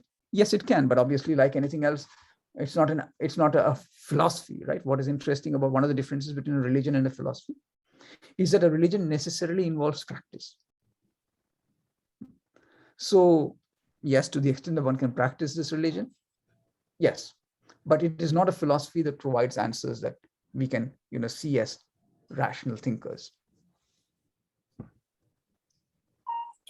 Can I just come in on that for 1 minute? Sure, ma'am. Yes. If you allow me. No, I'm just very intrigued by Professor Skaria's, going back to the sacred. And I'm reminded of Roger Scruton writing on the sacred. And, he says that sacred objects, words, animals, ceremonies, places. This is one of my very favorite things from Scruton. All seem to stand at the horizon of our world, looking out to that which is not of this world, because it belongs to the sphere of the divine, and looking also into our world so as to meet us face to face. So through sacred things, we can influence and be influenced by the transcendental. So I think in that sense, the sacred is this mediating thing. So if you bring down sacred objects and treat them as mundane, or treat the mundane as if it was the sacred, it won't do, because the sacred is the presence of the transcendental over here. It's the meeting ground. So that's really how the sacred is functioning. So this is the worldview of the ancients, where there is necessarily more than the human. This is what I feel. Anyway, I'm sorry I brought that up, but I just go back to, I just remembered Scruton over there. So sorry, Sure. just as another perspective. Yeah. I would just add that I don't agree with Scruton that it's, I would say that the sacred is not necessarily transcendent. I would say that one it's of like the most the meeting place. It's the window where we are kind of meeting the transcendental. So it's just like, for instance, Gandhi writes something beautiful about ritual. He says, like I read, it's in the Gita, I think, that, there's really nothing to it, the way you pour the water and you do this and that. But it's just music, because it just makes sense in that worldview. So you pour the water on the betel leaf and you put the nut and everything. And too, that this is just an act, but it becomes the way that the divine is kind of with you. All I'm trying to say is that this is the worldview where there is this much more than us. Yes. And there I would completely agree. Yeah, I would completely agree that there is this much more. Only I would say that, look, the sacred can be very dangerous too, right? Say, for example, nationalism is the making of the nation into a sacred object. but it's not really, it can never be. To do that is to do violence to the sacred, because you cannot, the nation, I mean, can represent the mother goddess cult, but it won't be the sacred, because it's not a window by which you're engaging with the transcendent, is it? In the sense in which, let us say, the idol in the temple is. It is a proof of the presence of God. So even Sri Aurobindo, who's talking about the nation's soul, is not saying it's sacred. He's just saying it's something, his argument is very similar to Herder, actually. He's just saying it's a particular self-expression. And the world is made richer by these self-expressions. So just keep this diversity. But he's not saying that it's sacred. I would prefer to stick with the etymological description of sacred. That is to say, sacred and sacrifice share etymological similarity, right? And sacred is that which calls forth sacrifice from us. In other words, and sacrifice is very important, because when I sacrifice something, that means that I am giving up on something. I'm no longer acting by my own will. Right? Relinquishing the will. So we're just reading it very differently now. That's the thing. So, yeah. Sorry. Go back to your question. No. I think these are very important differences and distinctions to make. So like Akhil says, it's not, none of us have got him right. It's just important that we are engaging with him. Yes. And that's okay. Yeah. Thank you, sir and ma'am, for such profound discourse. So the next question is on Gandhi's political ideas. So the participant poses, can we agree with the lapse of time, Gandhi's political ideas that are laced with utter indifference, nurtured on purpose? Laced with utter? I missed the last indifference. Nurtured on purpose to demand more acceptance. I definitely think Gandhi is absolutely relevant today, and that we have, perhaps been too quickly indifferent to him. Some of this indifference is entirely justified, because part of the problem is that his specific positions are very, very difficult to accept, are impossible to accept, I would say often, right?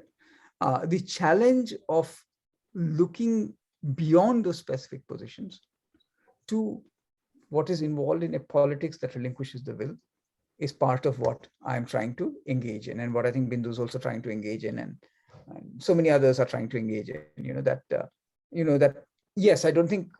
I honestly cannot see how anybody can today defend many of Gandhi's positions, right? Which are sexist, which are upper caste, right? In ways that are, so evident, right? That I think it's impossible to defend. Right? And that's why I think getting into defending them would be pointless. Thank you, sir. We would like to ask our participants to come live on camera if they wish to direct their questions to our speakers directly.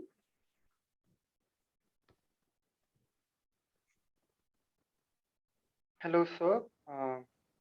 Good morning, sir. Good evening, ma'am. I would like to pose a question to sir, asking that according to Gandhi, what would be the definition of a nation? And in his idea of things, what we today consider as a nation as a kind of belongingness, as a uniting force. According to him, why would he think like India is a nation and uniting force in spite of our great cultural diversity? Thank you. That's a wonderful question. That's actually a question that I'm writing an essay about, because one of the phrases that I use is democratic neighborliness, right? And, one of the ways that Gandhi talks of swaraj, of Swadeshi, I think is very interesting here, which is to say that it is about caring for those around us, for our neighbors. One of the things that, and he says, a neighbor is those who are physically near, right? But also those who are mentally afar. Yeah. So especially amongst the neighbors, those who are mentally afar. Right? So in a sense, I think what is interesting about Gandhi is that he's not as interested in the statist definition of the nation. Right? Now, I think what is important about Gandhi is also that he recognizes that, look, a statist definition is in some ways unavoidable. Right? But because his is an aspirational politics rather than a totalizing, universalizing politics, what he focuses on is what does it mean for us as individuals and groups to accept this democratic neighborliness. And his argument would be that, look, if the more of us who practice democratic neighborliness, the more the statist conception will become secondary, right? Even if one can never entirely do away with it, right? That's why, again, I'm stressing the word relinquishing rather than rejecting, right? He does not reject the state, he relinquishes the state. And obviously one can relinquish the state only to the extent, I think a story that I say all the time, and I think I'm kind of, is the example of Gandhi, and to explain what is relinquishing is the example of Gandhi being asked by an associate, where, that, look, you told me I should not complain to the police if there's a robbery in my house, but there has been a robbery and I feel like complaining, but I haven't complained because you told me not to. And Gandhi tells him that, look, if you feel like complaining, you should complain. The point is to not feel like complaining, right? And that is the crux of relinquishing, right? That, if you feel like complaining, you should complain. So if you want a state, you should have a state. The point is to not feel like having a state. That is the sense in which I'm calling it an aspirational politics, right? And an aspirational politics of democratic neighborliness would therefore not reject the state as much as relinquish it through everyday practices. Yeah. Does that kind of answer your question? Yes, sir, it does to a great extent. Thank you very much. Yeah. Yeah. If you have any further clarification, I'd be glad to try and make it. So. So the next question is from the chat box. So the participant wishes to ask, what was the reason that Gandhiji opposed mechanization? Should we follow his opposition to machines in modern times when industries play an important role in development of our country? Yes, that's an excellent question. That's a very, very important question. Let's shift from mechanization to what mechanization exemplifies, right? Mechanization exemplifies the institutionalization of abstract relations between us. And if I have abstract relations with you, then I don't engage with you directly. I engage with you through a means. Now, I think Gandhi himself, towards the end of his Swaraj, he's asked, look, you've been criticizing the printing press, you've been criticizing machines, but you're using the printing press yourself, right? And Gandhi says that, yeah, I mean, I would say that I need to use it because, sometimes you need to use this to even attack it. So I think there is enough in Gandhi to say that one should oppose mechanization or abstract relations in principle. But, unlike Gandhi, I would also stress, and again, I think not entirely unlike in vocabulary that I think Gandhi, one can derive from Gandhi, one should also at the same time see to what extent is it necessary. If you think of abstract relations, if you think of mechanization as abstract relations, then parliamentary Swaraj and republican democracy is itself a form of abstraction, right? Because if you think of what does it mean to vote, I am not voting as me, Ajay Skaria, and when a representative speaks for me, the representative is not speaking for me, right? There is me as one unit amongst several thousand. I have been abstracted from my identity to be made into an abstract unit when I go to vote, right? So a certain abstraction, if you want to use the word mechanization, a certain mechanization is central even to parliamentary democracy as an institution. No, parliamentary democracy as an institution, this is what distinguishes it from, this is what distinguishes representative democracy from direct democracy. Right? So I would say that there is no way that we can ever get rid of abstraction. What a perspective that is rooted in questions that Gandhi gives us, and I say questions that Gandhi gives us, not the answers, right, is a perspective that is skeptical of abstraction, that is aware of the violence of abstraction, and therefore constantly seeks to relinquish abstraction. Does that make sense again? I hope. Thank you, sir. We move to the next question, and the participant asks that Gandhi has been widely popular during the national movement within the Indian masses and also after independence. So why is that the idea of decentralization was accepted only after the 1990s? I wouldn't say the idea of decentralization was accepted even after the 1990s. So, and I think that is one thing to remember. The second thing is that I think during most of the nationalist movement, Gandhi functioned more as an icon than as somebody whose ideas were effectively implemented, right? And I think this is very, very important to remember. In fact, Gandhi himself comes to feel this towards the 1940s. Sudhir Chandra has this very moving book on Gandhi's last years, when he's discovering his own ineffectuality. So I would say that Gandhi's politics was always marginal despite his iconic importance. Was always, but it was certainly far more influential then. And I think what is important about Gandhi's politics and what makes it so difficult to practice often, but all the more necessary to practice, especially in our time of climate change, is that Gandhi's politics involves a questioning of the self, right?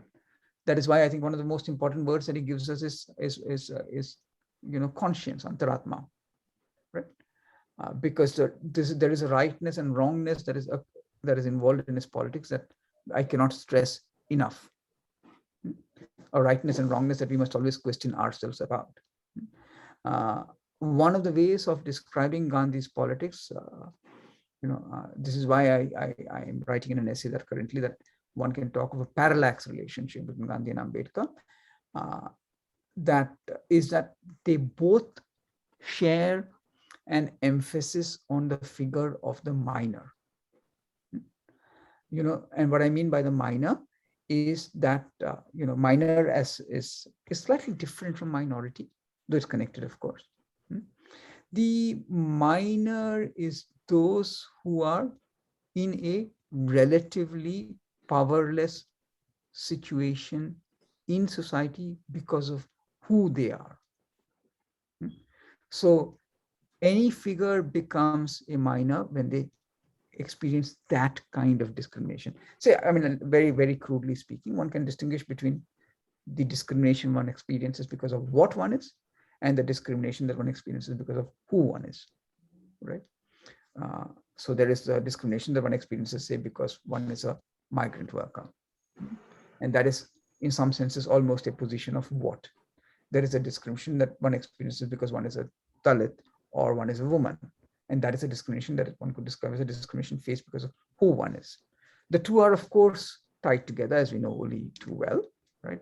The two are, of course, often coterminous, right?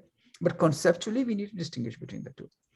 And the minor is the figure who experiences discrimination because of who they are, right? Now, you can be experiencing discrimination because you speak up for individual rights, right? You can experience discrimination because you speak out against CA, NRC, right? Again, then you're experiencing discrimination because of who you are. You can experience discrimination because of your caste identity. You can experience discrimination because of your gender identity, your sexual identity, right? all the situations where one experiences discrimination because of who one is what I'm describing as constitutive of the figure of the minor. Right? Now, what is interesting about this is that a minor politics would be a politics that says, look, I don't want to be part of the majority. I want to preserve this position as a minor and still not experience discrimination.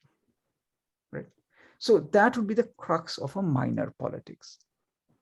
So in that sense, a minor politics is almost a moral play, is making a morality out of being minor. One way of describing parliamentary swaraj is that it is the rule of the majority in a way that is sensitive to the minor.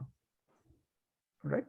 That's why to describe parliamentary swaraj or as majority rule is inadequate. Right?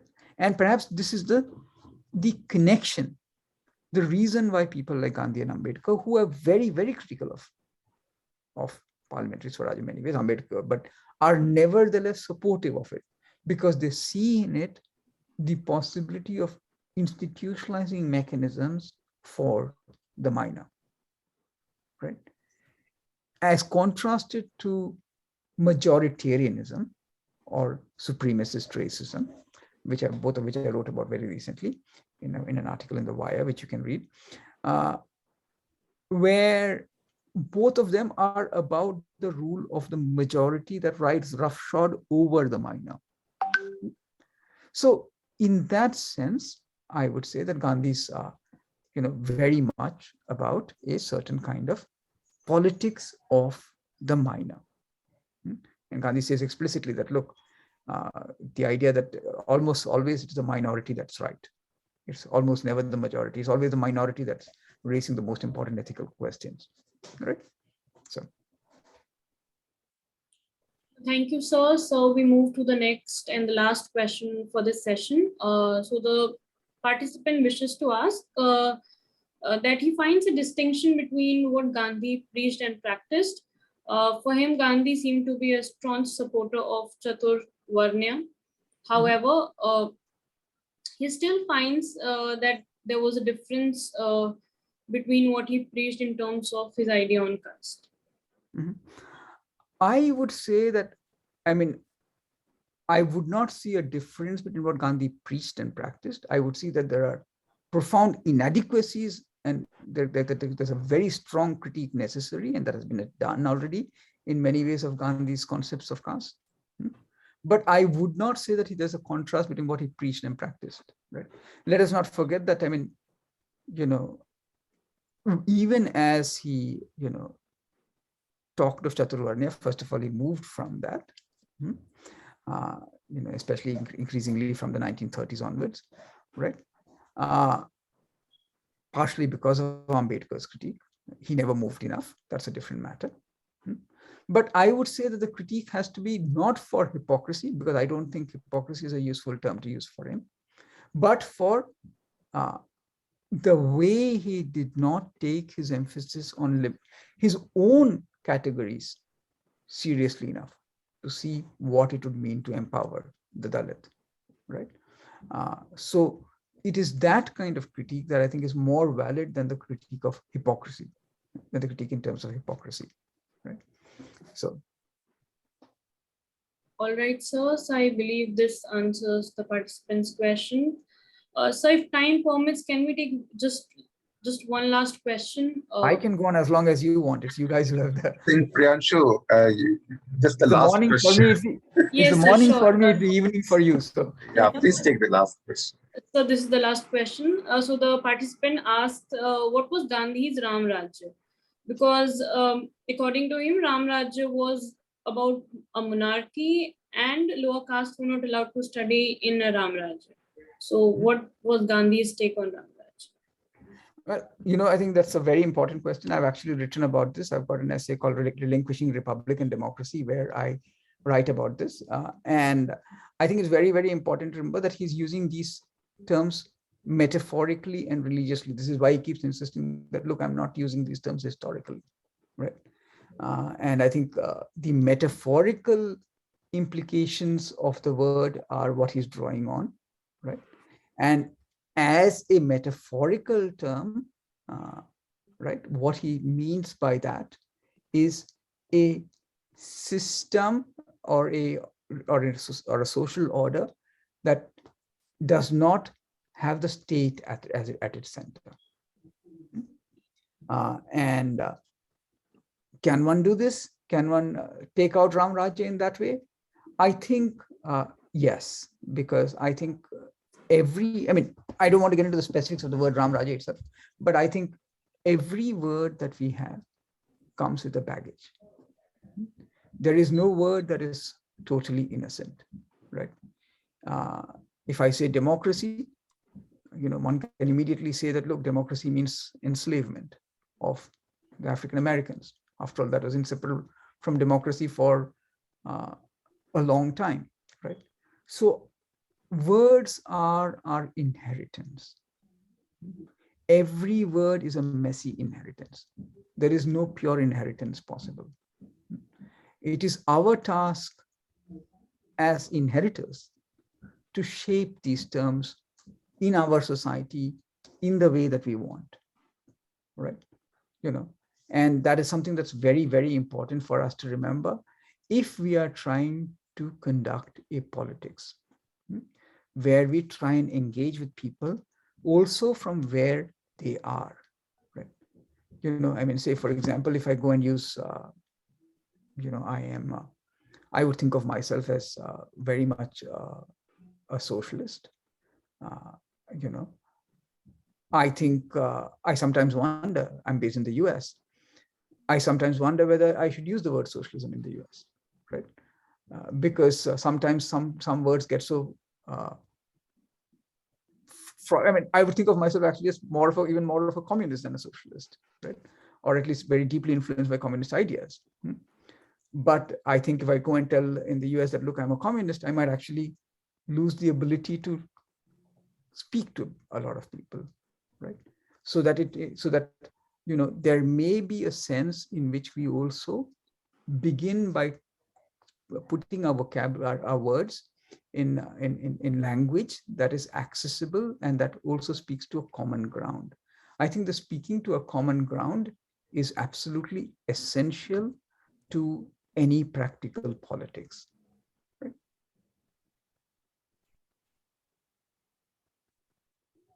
Have I lost everybody or? Oh, you are audible.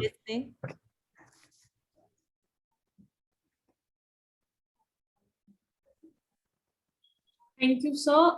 So I think with this, we come to the end of this session. Now I would like to invite our convener, Professor Sanjeev Kumar, to give a vote of thanks. Thank you, Priyanshu, for this important session. I think there has been a lot of takeaway from this discussion, and I cannot thank enough the two speakers, Professor Ajay Skaria and Professor Bindu Puri, who have spared their invaluable time and have been a part of this important discussion. The lecture, I think, has been a very insightful and thought-provoking. In fact, it has thrown many questions. We have truly benefited from this talk because I believe, Professor Skaria, the way you elucidated on the idea of will-centered politics, I think in the discourses of politics, we often, miss out such ideas. Your very simple words, you elucidated upon the limitations, of the dominant Western liberal canon, particularly that came from the Enlightenment tradition, where the core liberal categories of equality and liberty, you suggest, and if I'm not wrong, they need fresh cards, to make a understanding of true sense of what autonomy, sovereignty, freedom, true freedom can actually mean to us. I think in that context, your lecture draws upon the importance of Gandhi's a very deeper philosophy of Satyagraha, where you brings this idea of surrender without subordination. I think that's very important. I think this is often misunderstood, by both, who work with Gandhi, their ardent supporters, and of course, the critiques also. And that is where I think the simple, categories or the words that use like faith, belief, uh, non-violence, they need to be deeply problematized in order to get a deeper sense of what Gandhi actually wants to convey to us. And that I think will make Gandhi more relevant to us, unlike the way we engage Gandhi in the polemics. And that's where I think the questions sometimes are often in that frame, which comes to us. I think that's where your discussion, I think we have all been deeply benefited through this discussion. Thank you, Professor Skaria, for sparing your valuable time for this webinar. I know it is early in the morning, and particularly I know of friends in the West, they would like to get up, late in the morning. But I think that's where I see that discipline, the commitment coming from you. Very happy to see you here, sir. In fact, I can't thank enough Professor Bindu Puri. She has always been there supporting us, and she enriched this discussion, with her critical insights and the knowledge in the subject. It was definitely a pleasure, ma'am, having you here. And I look forward to both of you in the future conversations and deliberations that we wish to organize. And maybe when the things improve after pandemics, it will be great to meet you in person, Professor Skaria. I think Professor Bindu Puri will be also very happy to see you doing that. I must thank my principal. Of course, he had to leave. He has always been very kind in supporting all our initiatives, all the academic and curricular activities of the department, the college.